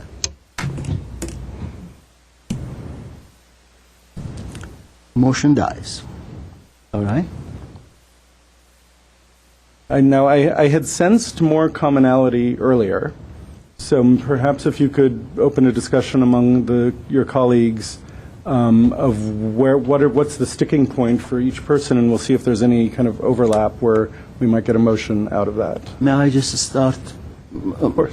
I just don't feel that the building reaches to that level of being a designated resource. I just don't feel that building reaches there. Mm-hmm. It's very simple. It's nicely looking, hugging the street, but it just doesn't reach to that level. Okay. I think the difficult part about that is the design of the 60s. You're not going to necessarily see the elaborate detail, and if aluminum windows were part of those elements, and they're not beautiful, and but it is what it is, and I think if it's one of the best examples that we know of now, the house may not be there in another 50 years for us to look back and say that it should have been preserved. I think it has elements that are exemplary in and of themselves as far as how the building follows the sight lines of the curb and the site. Like I said, I think it's a disadvantage that we can't consider the interior, because that definitely made the whole stronger. And the thing to remember with interiors is, obviously, when you visit the houses, you can't separate an interior from an exterior in any real-world way. What we try to emphasize is that a Glendale Register listing isn't based on what you see or feel inside the house, and we won't be regulating changes within the house. I think you are allowed to voice, how you see the relation, but always keep in mind that you're separating your vote from, you're not going to vote for something just based on its interior, obviously. So. I do agree, Mr. Chair, with you. I don't think it doesn't reach that level. I mentioned it before. There's nothing significant as far as the craftsman, the detail, the materials. Yeah, it has an interesting shape, site planning, it sets right, but we're looking at the exterior elevation. I'm not looking at this from the top with a helicopter. I'm looking at, street elevation. So if we do that, I think we set precedent for future, because we do have a lot of stock of this kind of architecture, not maybe necessarily in this particular neighborhood, but up above Brand, there's quite a few. I don't know if my colleagues agree with me or not, but there's quite a few of them there. And it just doesn't feel that level. Can we re-entertain Desiree's motion? Desiree's motion to recommend listing on the Glendale Register, but to not approve the Mills Act. Mm-hmm. Now, let us discuss that. Now, what are we gaining as a city of doing that? And what is... Well, we cannot really do that because the applicant is not here to accept that his application calls for both. Mm-hmm. We just cannot arbitrarily do one. But we have decided in the past, and there have been staff recommendations in the past to do that. So it is possible. There are two separate issues, and you do not necessarily have to give a Mills Act Mills Act contract to the owner of a Glendale Register property. On the plus side, for the Glendale Register, we do have control over future alterations to the property. So we will be able to, if you did think that the architecture merited designation, we'd be able to make sure that changes weren't going to destroy that character. What we're denying is the potential for a future owner, and one thing that wasn't mentioned here is the current owners, during the course of their designation, realized that they had to relocate and have the house up for sale. So they actually were so strongly passionate about the house that they wanted this process to go forward while they still owned it, so that a future owner could actually benefit from the Mills Act. But a future owner would be able to come back and apply for the Mills Act as well if the commission, saw less of or if there were issues where houses like this were being lost, for example, and this became more of a resource that you would recognize on a wider scale. But at the same time, the applicant, the owner, might say, no, I'm not applying for Mills Act. It's not up It's to quite us possible. to force that. No, it's quite possible. So if he's not here and we don't have his consent, we can't vote No, on no, that. we already have his consent for the Mills Act. He signed the Mills Act no, application. Not for the, Without Mills Act. We don't have consent for approving the project without... That's a risk that applicants take, that their house may be listed on the Glendale Register without being given the Oh, Mills Act. they know that. It's not specifically called out, but it's definitely it's Chairman. clear that it's two applications. Okay, now just 1 second, Alan. Now, we have to wrap this up because you need the room, and we have to conclude this somehow. I was going to say, Mr. Chairman, there have been cases, your past meetings, when you have denied Register and Mills Act applications, and typically, or you've recommended to council that they deny it. Typically, what has happened in those cases is the applicants have simply withdrawn their application. They don't even go to council. So that may be something the Franks would ultimately consider, depending on the nature of your vote. They may choose, if the Mills Act is very important to them, they may just withdraw the application altogether. I think the reason that I voted no was because I thought there was an opportunity to incorporate the window aspect in it, which was important to me personally in consideration of the whole thing. If I thought the whole thing was going to go down in flames as a result of that. So that was an error on my part, and I now regret that because I didn't think we would lose the entire thing. I thought we were really debating about what, if any, changes, how supportive we were of modifications or not modifying. And that's definitely the way the commission uses the Mills Act from the dais is to condition specific work that's seen at the time of the nomination that needs to be done. The Mills Act also goes on in perpetuity so that as future changes are made, we still have, staff input and possibly commission input. Can I ask a question relating to that? Can you put conditions on the historic designation without the Mills Act, or do you need the Mills Act contract in order to, say, get them to change the The commission has put conditions on just for the Glendale Register designation in the past. We've moved kind of away from that. We're trying to use the Mills Act to take care of that sort of thing so that the commission's determination is just eligible or not eligible for Glendale Register. If eligible, then we'll take care of those things with the Mills Act, which gives the idea of the Mills Act, since people are gaining, a fair amount of money each year, the idea is that if you're asking for something that costs X number of dollars, they'll be able to budget for that with their savings. So. Since they're moving, we don't know who would be purchasing the property later. So if somebody else moves in and they can ask not to have the Mills Act? The Mills, if this property were designated and council approved the designation and the Mills Act contract by whatever date, if this couple was still the owner, it would be all future owners are held to the Mills Act contract. If for some reason they sold the house very quickly and that didn't happen, and we've worked with them, we've said we're going to try to fast track this to City Council if there was approval from the Commission to try to get it in as quickly as we could.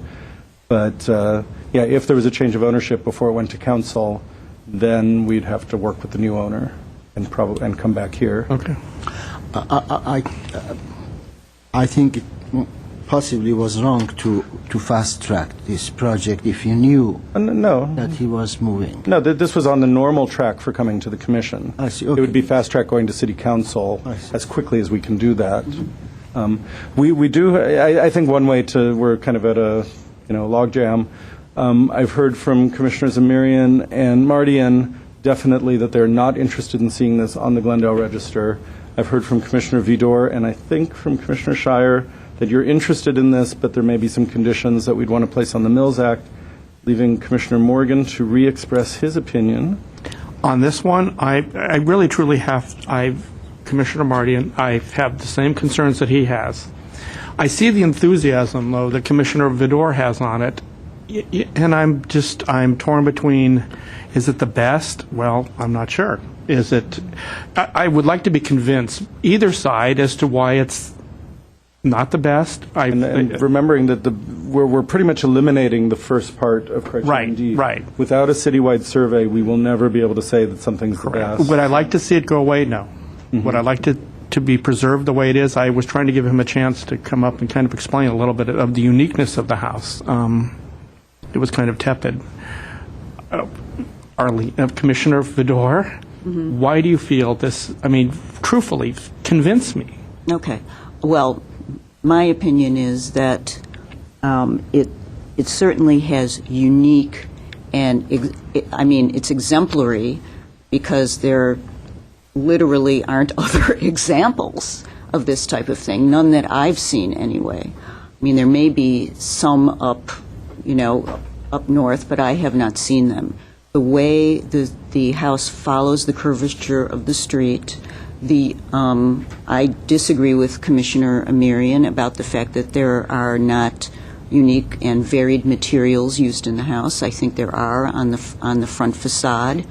And I think that this is the type of house that's really unusual, and in the context of preserving it and looking back on it and learning more about this type of style and studying it, I think it has merit within the context of modernism in Glendale, because there just aren't too many, if any, like it.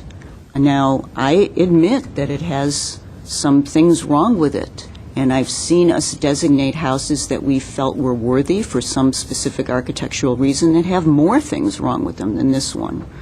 And I'm not going to go back and explain which ones those are, but I've seen it happen. So, I think this is a very unique house architecturally, and it should be considered. That's my opinion. Thank you. No, and we need to have a motion. Would you Want to reintroduce your motion? Would you like to reiterate? Jay? What's that? Which motion are we? She's making one. Oh, I'm So sorry. I'd like to make a motion to designate this house on the register with the greenhouse window being removed and replaced back, but not a recommendation for the Mills Act. Okay. You want me to That was the previous motion. Yeah. No, We didn't have the greenhouse before. Do we have a second for that? Yeah, I second that. Okay, roll call, please. Okay, Commissioner Shire? Yes. Commissioner Vidor? Yes. Commissioner Morgan? one thing. So if we say yes, then they have to remove the greenhouse window. You can't get a designation without Yes. doing Commissioner Morgan? Yes. And Commissioner Mardian? No. Chairman Amirian? No. Motion passes. Okay, thank you. Gentleman is gone. Let's go I'll get in to touch with him. Probably frustrated. C. Okay. 6C, 1640 Ardevine. Take the tower seat. Oh, by the way, they forgot this.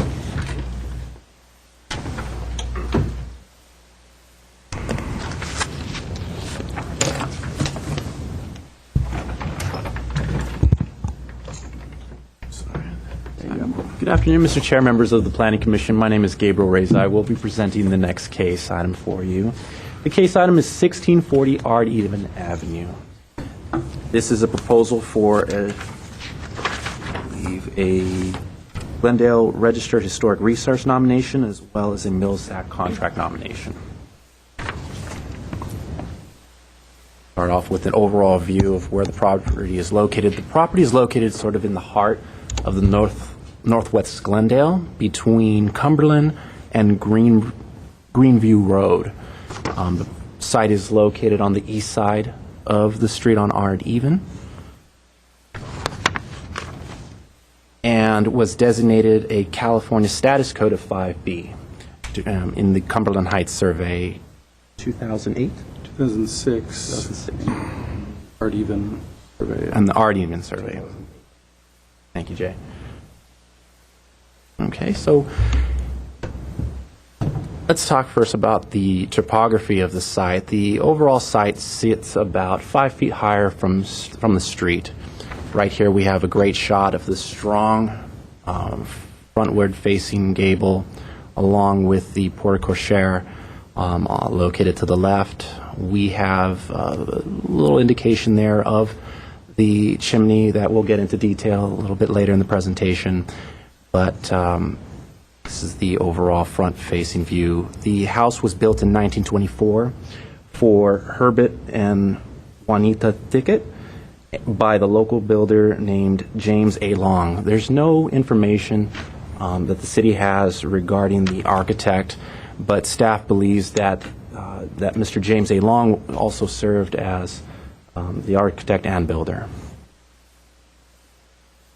Next we have is a close-up detail of the front entryway. To the right, we have an apparent door that appears to mimic the original design.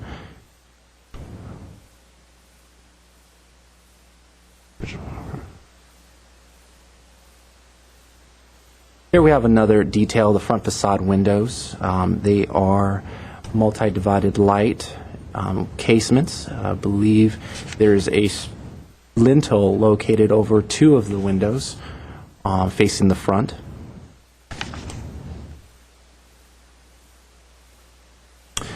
Here to your left we have a detail of the porte cochere. The porte cochere also mimics that lintel detail with a 4x4 over the top. Here we also see a gate, a wrought iron gate that has been proposed. That gate was built sometime after, of course is not original. To the right, we see a rear shot of the patio structure that's also been proposed with some wrought iron detailing. Here we have on your right, we have a good view of the back property. Here we get a good sense of the roof structures, of the different types of roof structures and how they connect with each other. You can't see this detail from the front, but it's very apparent on the rear. On the, I'll use the mouse as best as I can. Around here, there is permitted history of a roughly 37 square foot addition to the rear of the property. There's a permit. Did find a permit for that. Roughly 37 square feet. It's not highly visible at all. Just, I believe, on the interior, where you can see that only. And there's staff feels that it blends in nicely and is not apparent to the street at all. And over down to the right, we get our first view of the detached garage, which mimics the overall design. The brick pattern is somewhat evident throughout the entire house, and this garage has mimicked that just by 3 bands that go across this way from north-south. This apparent picture also displays that actually further in the slideshow we get another close-up of the new doors that the homeowners have replaced on there. Now getting to the chimney details, this up here up top is the original chimney. Down here we have an apparent faux chimney that appears to serve has no function, no apparent use. The homeowners have gone in through the attic crawl space, and pretty much seems that it does not serve any purpose. Kind of a unique. And where we have seen other faux chimneys on some properties, but we don't know if this is an original faux chimney or a later faux chimney. Okay. Upon staff site visit, we saw a couple of window change-outs. We do have a slider on the south elevation as well as an AC unit projecting out of that. This AC unit is not completely visible from the city street.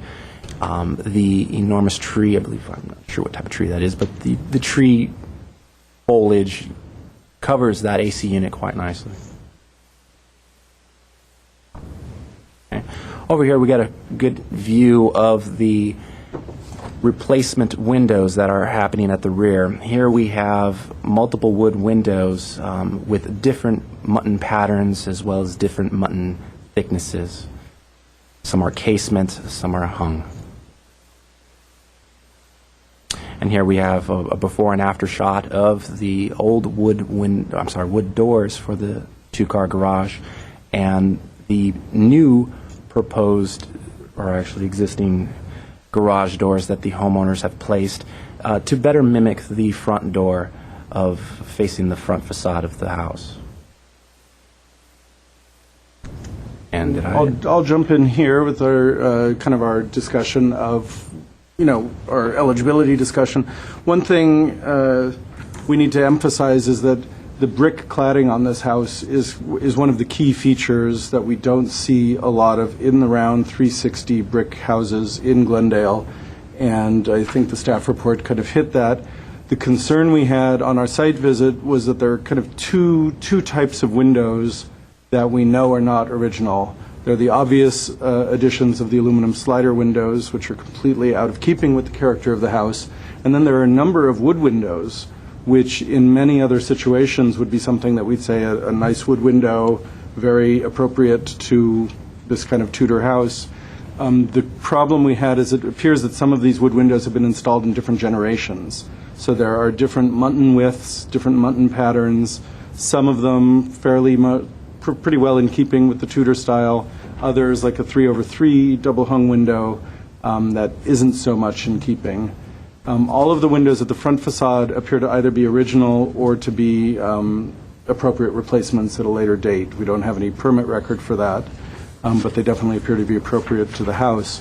So when we were analyzing this for its eligibility, based on the fact that this has been surveyed twice, once for the Cumberland Heights survey and another time for the Ardeven Highlands survey, and found to be not just a contributor to the historic district, but also individually eligible, we felt that there was enough kind of a track record of people assessing this to kind of concur that it's individually eligible, particularly as an example of a brick Tudor, which is so different from what we normally see. We've designated several properties lately where we have that more traditional mix of half timbering and stucco, brick, and sometimes even stone, and this has more of a brick and wood kind of appearance. Because of the new windows that have been installed, we just wanted to draw the Commission's attention to those specifically so that we could make sure that you're aware of that in terms of any thinking about the Mills Act and any conditions that you'd want to put on a Mills Act contract. We don't have a full survey. Hopefully when you had if you had a chance to visit the house, you can make your own determination whether some of those may be appropriate or not.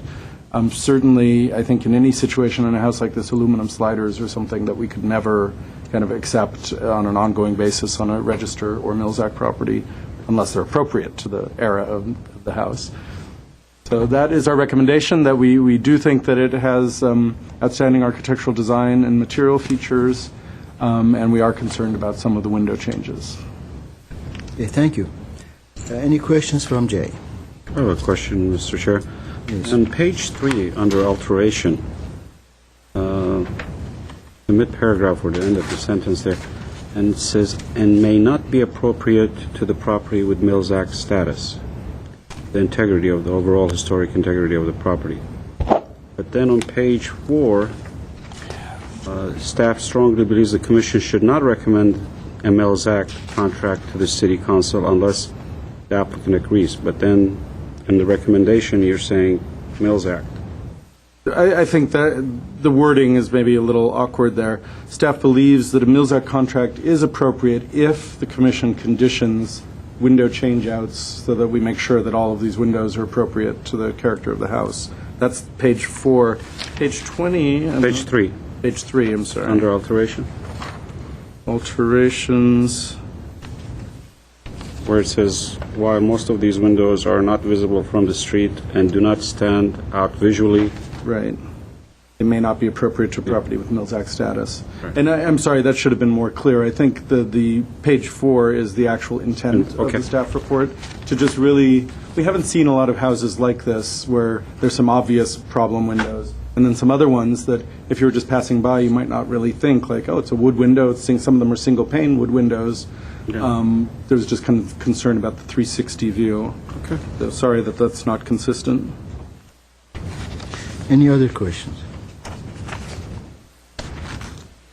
Having heard none, the applicant, come forward, please.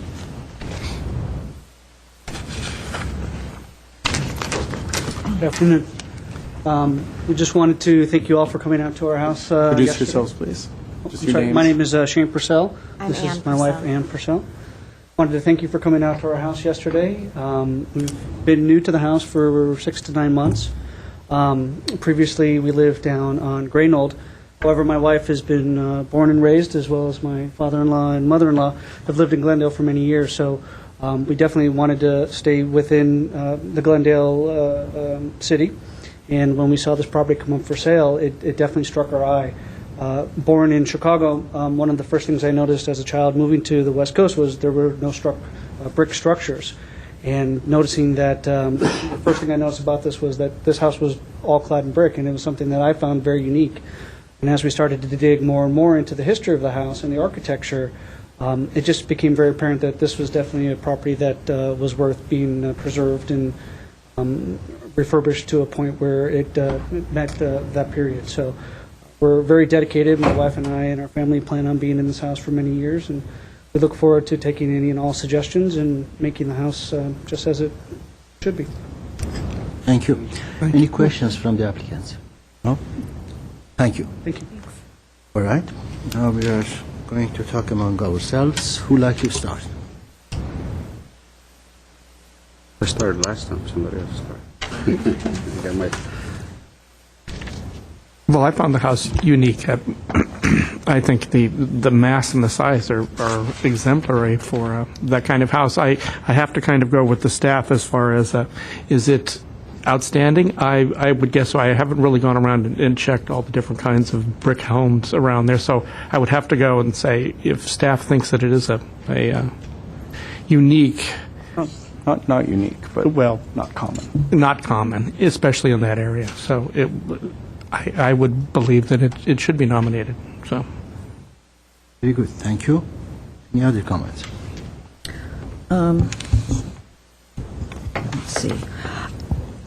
Yeah, I guess, are we going with the unique to the neighborhood criterion? Or No, I perhaps we should- I Oh, okay, specifically just- took that one out. Just because- that one, okay. Because I'm still trying to grapple with what defines a neighborhood. So I'm glad that one is not on the docket. Just to put it out in public officially, we use the neighborhood services map that was developed a number of years ago that has boundaries and names for various neighborhoods, some of which are based on historic neighborhood boundaries, some of which are kind of more realistic in terms of just capturing the entire city. Okay. For me, I think if a house being entirely brick makes it rise to the level of a landmarkable building under this criteria, then I would say yes. But having gone around the neighborhood, it certainly is a contributing structure to the neighborhood, and a beautiful one at that. But I have to go with the concept of it being a brick house to really make it landmarkable. So for me, that's the make or break. And if it needs more than that, then I wouldn't see how it would be landmarkable. But if the fact that it is uniquely an all-brick house in that neighborhood, then I think it is landmarkable. And just to clarify again, we haven't done a survey, so we can't say that it's unique in any way. I think for many of us who've looked at Glendale a lot, it's not typical to see brick houses at the extent of the brick use here, and then this definitely is all around 360 degrees. But the criteria are up for the Commission's interpretation, and you can read it as you see fit, whether the brickness of the house is enough or if you need more than that. So. And I would say that this aluminum sliders would have to be changed out as a condition. Okay. Thank you, Arlene. I'll go. I have a question before I get in. The addition at the rear, how are we controlling these additions without permits? We're designating these things. This is not the first time this has come up where some No. additions were done without a permit.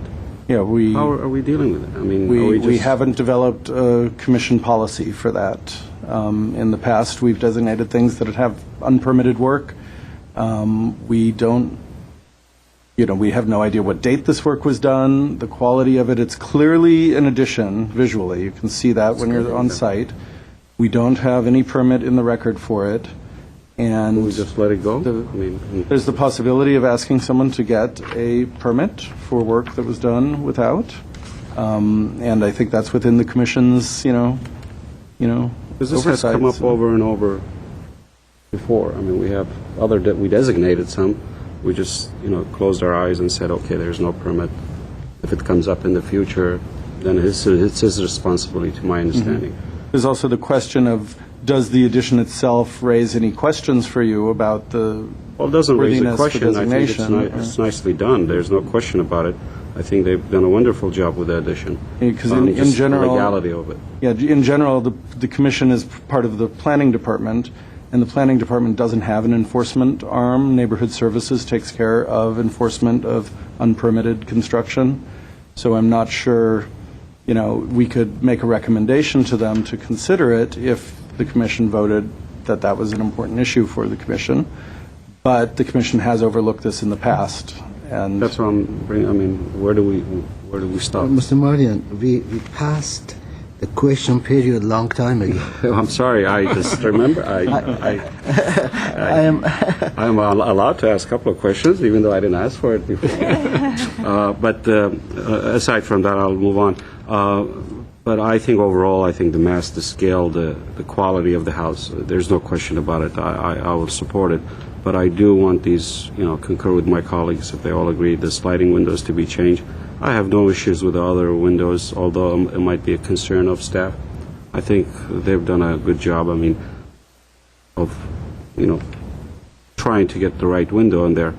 But my other concern is the chimney, that stucco chimney. Are we going to tell them to remove it if it has no function, or are we going to say make it brick?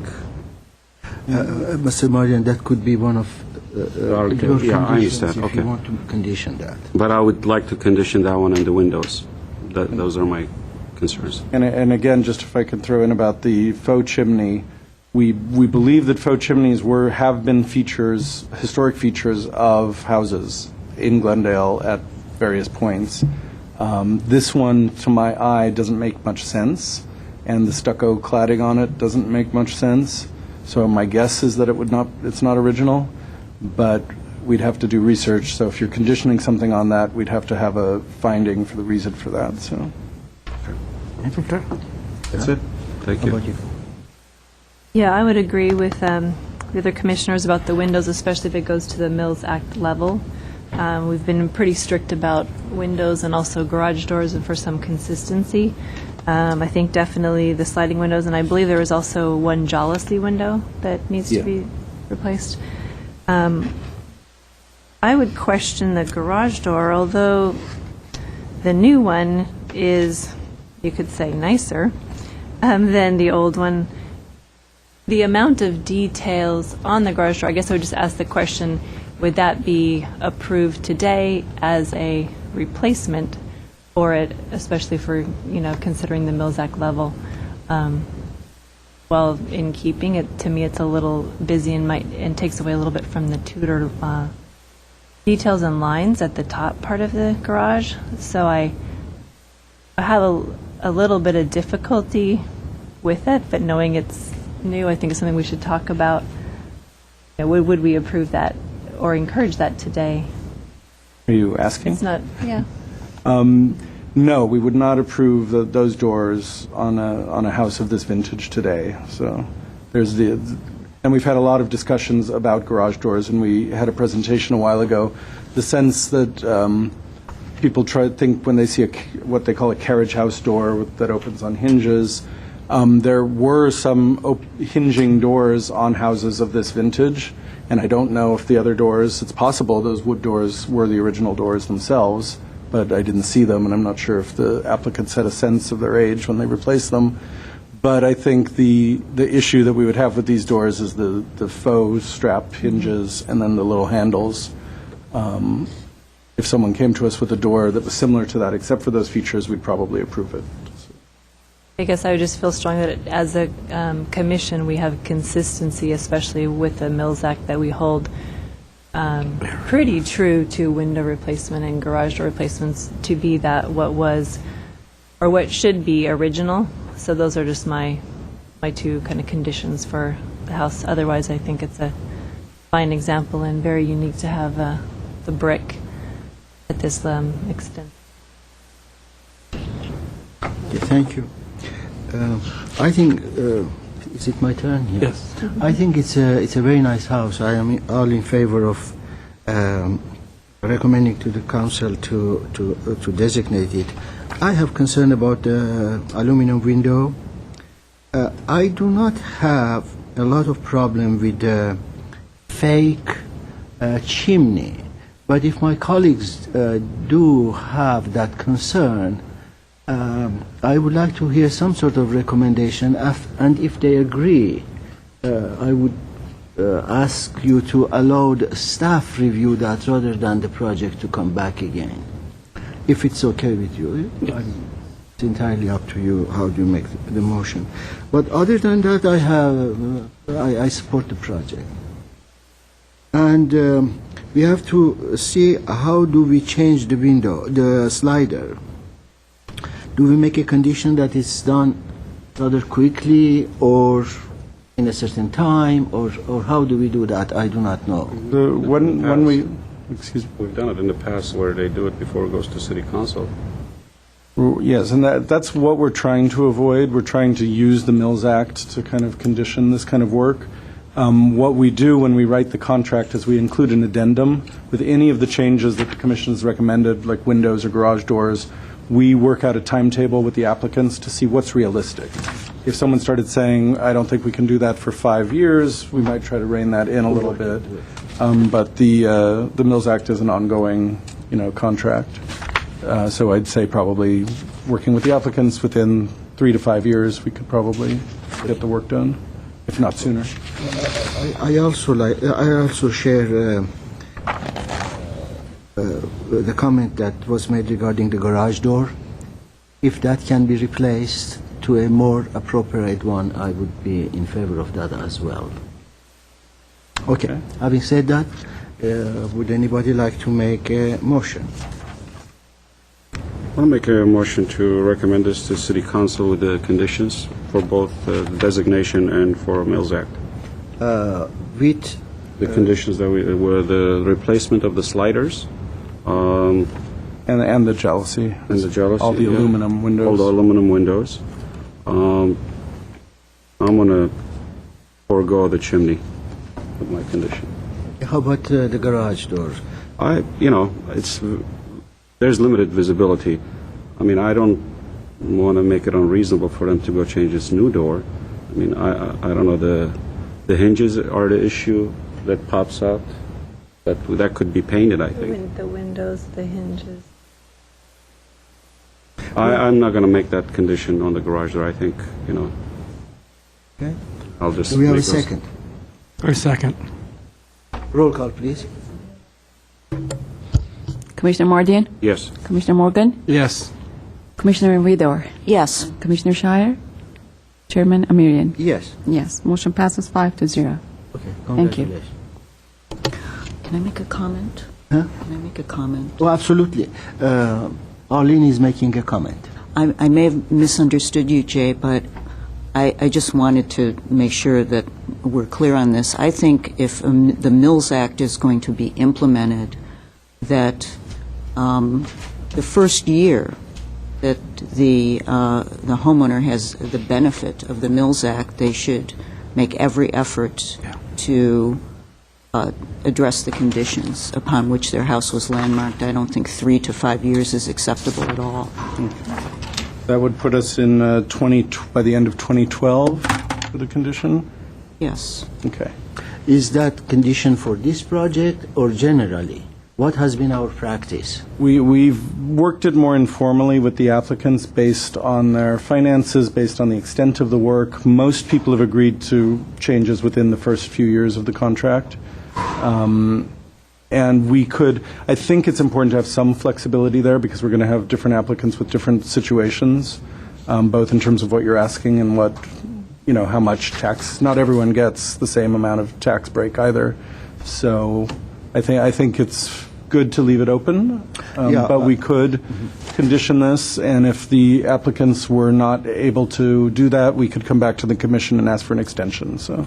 I personally would like to go with our tradition, and I would not condition that. But if you want to open the hearing again and vote for it, it should be voted for it. That would be up to you. I would rather not have that as a condition and work with the applicants as we have done. Are you okay? I'm okay with that. In general, it is a binding document. There's a date set in the contract as an addendum. So Give them some flexibility. Okay, very good. Thank you very much. Thank you for coming. thank you. Item number 7, we have only how long? We have only about Fine. 20-some minutes. This will be 7A. the next 3 items are going to be very quick. Thanks, Gabe. Thank you. And if I can find.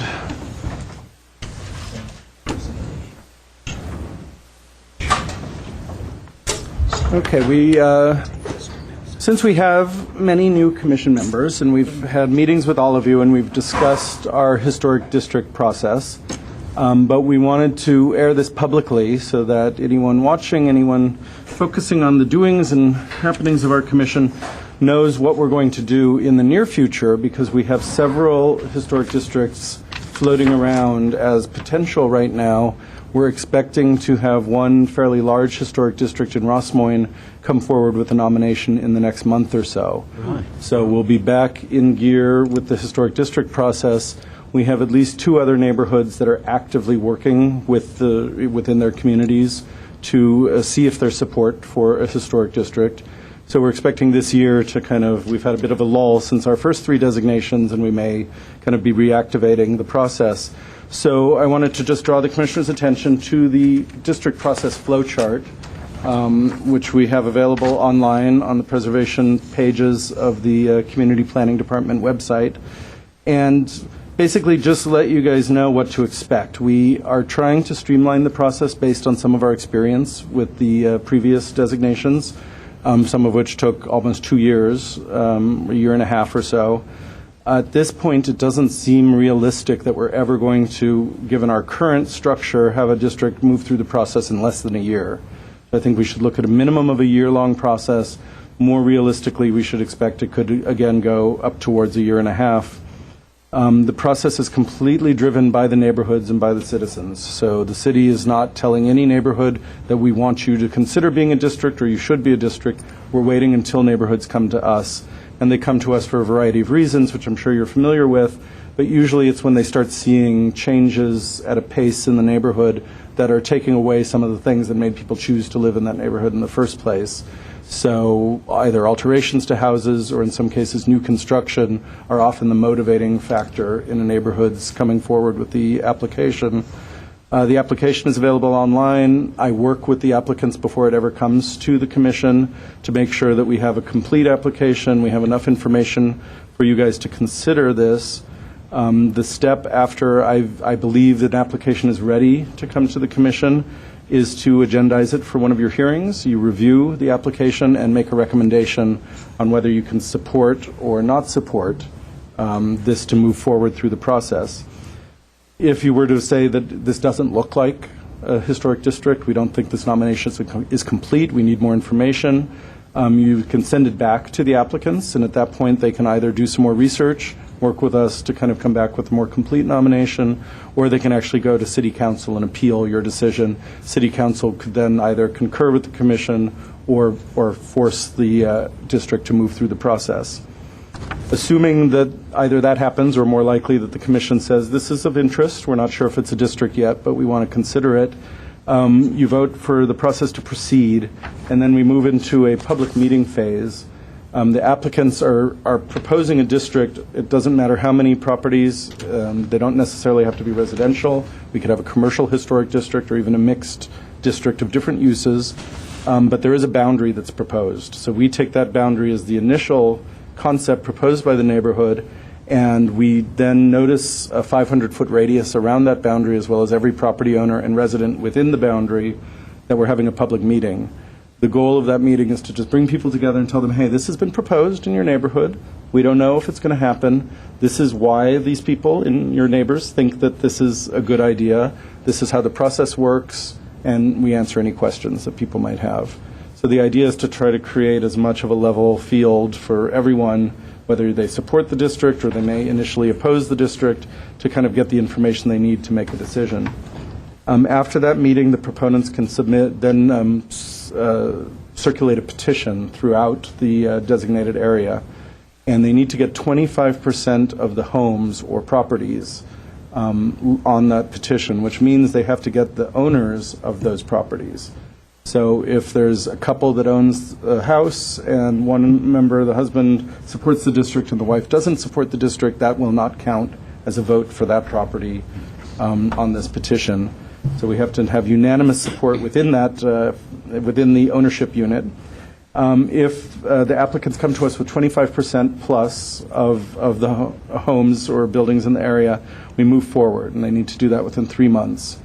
When we move forward, we then commission a survey, and at least several of you are very familiar with some of the surveys that we've done in the past for Royal Boulevard, Ardeven Highlands, Cottage Grove, and what we've done is generally retain an outside consultant to conduct the survey, which the city pays for. We're looking at possibilities, especially with some of the smaller districts that are being proposed, to use a mixture of staff time and perhaps even some volunteer time to help just with the cost of those surveys. But in general, we do need to have them conducted in a professional way. We can't just farm it out to volunteers. I have to be involved, or other people have to be involved who meet the Secretary of the Interior professional standards for preservation. The survey process can take months and months. We're going to streamline it in a way that we didn't this year by pre-qualifying some of the firms that are out there, so that we can then just ask for bids from the firms instead of having to go through the interview process every time we're looking for a new survey. So that should shave some time off of this, but it's still kind of one of the open, we don't know how long that will take, and it really depends on the size and the complexity of the neighborhood being considered. Once the survey is complete, staff looks it over. We verify whether there are any problems with it, any questions, any open spots. If we think that it's ready to go, we then call another public meeting, this time just of the people within the boundary of the proposed district. And this is where we distribute the survey report, which has two parts. It has a history section, which is called the historic context, where we talk about the development of the neighborhood, the history of the neighborhood, and we try to pull it into the bigger picture of the development of the city so that you can see why is this area special in some way, if it is. And then we also do a building-by-building survey, where there's a survey form created for each of the properties, and each of them is judged to be either a contributor to a district or a non-contributor to a district. And this is all part of the one package that we call the survey. When we hold the public meeting after it's submitted, everyone will get a copy of the survey. They'll get a look at their own house, their own building. They'll get a say, I agree with this, there's problems with this. We can do some fine-tuning at that point and make corrections if there are any. And it also gives everyone a chance to see, what does this really mean? Here's the history of my neighborhood. It's a great opportunity for people to learn about the history of their area. And then they also can start really thinking, is this something I want? Can we support a district, or is this something we still have questions about, or do we actually oppose the district? Once that public meeting is held, we bring it back to the commission. The commission reviews the survey and votes whether to approve the survey or not. Generally, you would say no to a survey if you didn't think it was accurate or complete, but there's not really any judgment there except for that. Once the commission's comfortable with the survey, the applicants then do a second round of petitions. This is a different petition. The first one was asking for the city to conduct a survey. The second petition is asking for the city to actually designate a historic district. And at this point, we need 50% of the properties to be minimum. And our experience in recent designations is that the council is going to look for more than just 50%. They're going to look for, we don't have a set number, but I think it'll be substantially more than a bare majority. If that petition comes back with the over 50% within 6 months, we can then take it back to the commission, which is your final review of the historic district. You give a thumbs up or a thumbs down on whether you believe it should be recommended to City Council as a district.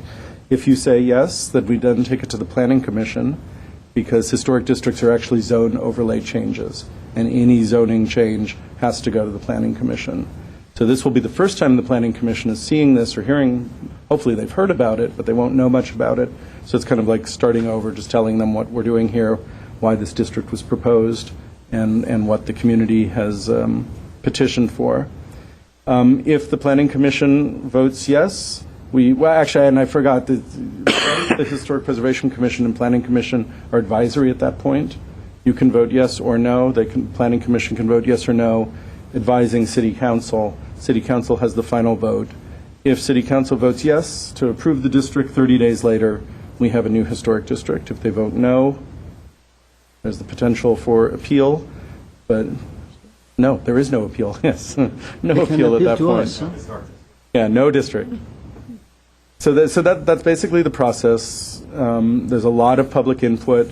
This form is highlighted. Everything in blue represents an area where there's a public forum of some sort, whether it's a vote or just a public meeting. And this is all the result of the Cumberland Heights kind of issues that came up during that public outreach process. And when the new historic district ordinance was developed and the new residential design guidelines for historic districts were done, it was all with an eye toward making sure that no one could say they didn't have enough information to make a decision. So that's the key thing that we're doing with this. So either next month, I would guess. I don't want to put pressure on anyone, but either next month or the following month, I expect that we'll have a nomination for at least one district. Okay, any questions? Oh, can you review which districts are? Yeah, we have a possible, Ross Moyne is the one that's closest to coming forward. There's a section of the Cumberland Heights district, kind of north of Cumberland Avenue or Cumberland Road, that's coming forward possibly. And then there's also a district on El Miradero Street and possibly a somewhat larger area. We haven't seen a final boundary for that. And those are the three most active. We've also been hearing from other community members. I've had a few meetings but haven't seen any kind of ongoing activity. But at least two others have been talking to us. So. Any more questions from Jay? Okay, thank you. 7B, please. 7B, we just wanted to give you quick updates on three of the Glendale Register properties that you've heard about recently. In January, we brought the team from the Alex Theater for the forecourt renovation to come in. The project is still moving forward. There's a lot of refinement of the design going on based on a lot of the comments of the commission, and the actual work has been postponed. So we're moving forward currently with the design phase. And again, I'm not going to commit anyone to a timetable, but I expect that we'll be back to the commission sometime in the next few months to revisit the proposal, and then the work will probably occur summer 2011 is my estimate at this point. The Brand Library renovation project is also moving forward. We mentioned this in January.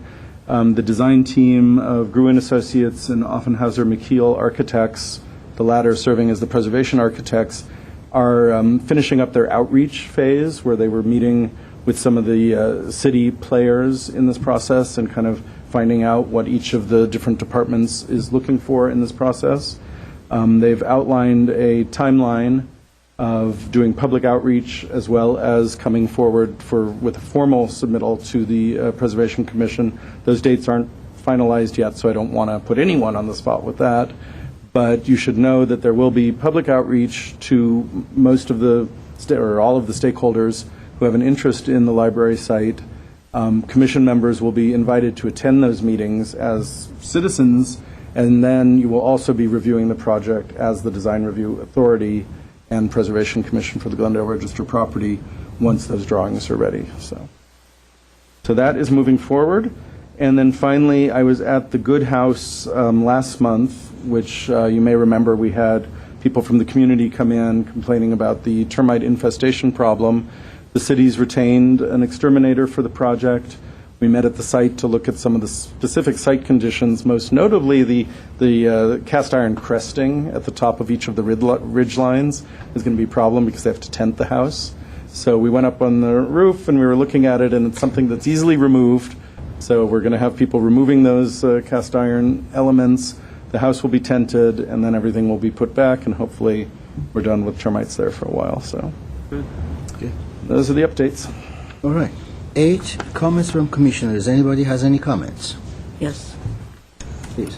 I have a question and 2 comments. The first thing is the question, neighborhoods. I know that the neighborhood signs are up identifying each neighborhood, and I just wanted to double-check, are we now using a consistent definition of what are the Glendale neighborhoods? Because there have been several maps in circulation for a long time, and I just wondered how comprehensive this neighborhood identification program is. Yeah, the neighborhood map is not changing, at least not now. I could get you all copies of that if you're interested. That would be helpful. And the signs that are going up around town correspond to those That map. neighborhood name designations. What I've noticed is the map that I have, for example, I showed you, called the Verdugo Viejo neighborhood, just Verdugo. So there are a few typos on it that we'll talk to neighborhood services about getting corrected. But in terms of the boundaries, those are the ones that we use. It's admittedly an imperfect map because it would be impossible to have a map that only reflected historic boundaries. Right, sure. And then based on the way our ordinance is written, since the word neighborhood is used, we have been using that consistently as our definition of what a neighborhood is. We also use that in our review of demolition permits under the demolition review ordinance, and it's very consistent down to the boundary lines. So, Okay. but I'll make sure you guys all get a copy of that. And then I just had a comment. I'd like to propose an agenda item for the not-too-distant future, and I know we're all very busy and you have a very packed schedule of things to review, but it seems like since there are a number of general policy and strategic issues that come up, some of them came up today, that maybe we could have like a priority list of things that are important to the Commission, not related to approval of specific projects or design changes. And there was a list several years ago, I remember. Of course, this was even before historic districts, so establishing an ordinance for historic districting was one of the things on the list, among many other things. But now we might want to entertain a new list, so maybe city staff could come up with one and we could review it. I mean, I have certain things I'm interested in. Commissioner Mardian mentioned something related to Age. Yeah, and we have 3 things on our moving list. Some of those were on today's agenda until I realized that we had the short time frame. And so anything that's not pressing, like actual nominations, we can shift around when we need to. It would be nice to see like a comprehensive Currently, list that we could work from, just... Alan? Ms. Fedor, I was going to suggest, since we've had some of these have been coming on, maybe what we could do at the next meeting is simply put the whole list together and let the commission give us direction on which ones you want to talk about first. Okay. And then we'll put together an And maybe there are agenda other timeline for things, those. because some of us are I'd new. I'd welcome Commissioner input on that. Right now, we have the age of buildings, appropriate roof materials, and then some possible alternatives for how we run the Mills Act program in the future. Those are the 3 that I've got right now, and they're all kind of on my running agenda, but I'll list those out, and that could be the beginning of a discussion if you guys had other kind of broad policy issues you wanted us to discuss in the future. Okay. Anything else? Yeah, and the only other thing was that Commissioner Shire and I had gone to this seminar that was given by the California Preservation Foundation, and I thought the notes were good. It was a little disappointing because we didn't really hear about how to interpret the Secretary of the Interior standards. But on the second day, there was a really wonderful and very useful presentation about how to take pictures for a historic survey and have them be good, meaningful pictures. And I'd be happy to even flesh that out a little bit if necessary to be used when we get to the point where we're getting people ready for historic survey work, because it was a very tangible and useful presentation. And that could be useful even to include with our Glendale Register nomination package. Right, and it's kind of turnkey. It's ready to go. So here's the package. That's the whole thing. Did you have any comments on it? Ray, Can this be printed and passed on to us? Yeah, we can make copies for everyone. Okay. Yes, please. Any other comments? That's it? I do have some comments. This regards to Brown Act and how we are directed. Yesterday, when I went to Masonic Temple building, Arlene and Vic were upstairs, and we were prevented going upstairs because of the Brown Act. Now, this is kind of a little bit childish, because assuming that Desiree had arrived on time, we would have been violating the Brown Act downstairs, and Arlene and Vic would not have been violating the Brown Act upstairs. Now, I have been here in the city working in different commissions. My understanding of Brown Act is that we cannot exchange ideas more than two people to come up with a decision. It is not whether physically we can be somewhere or not. Yes. Allow me to finish.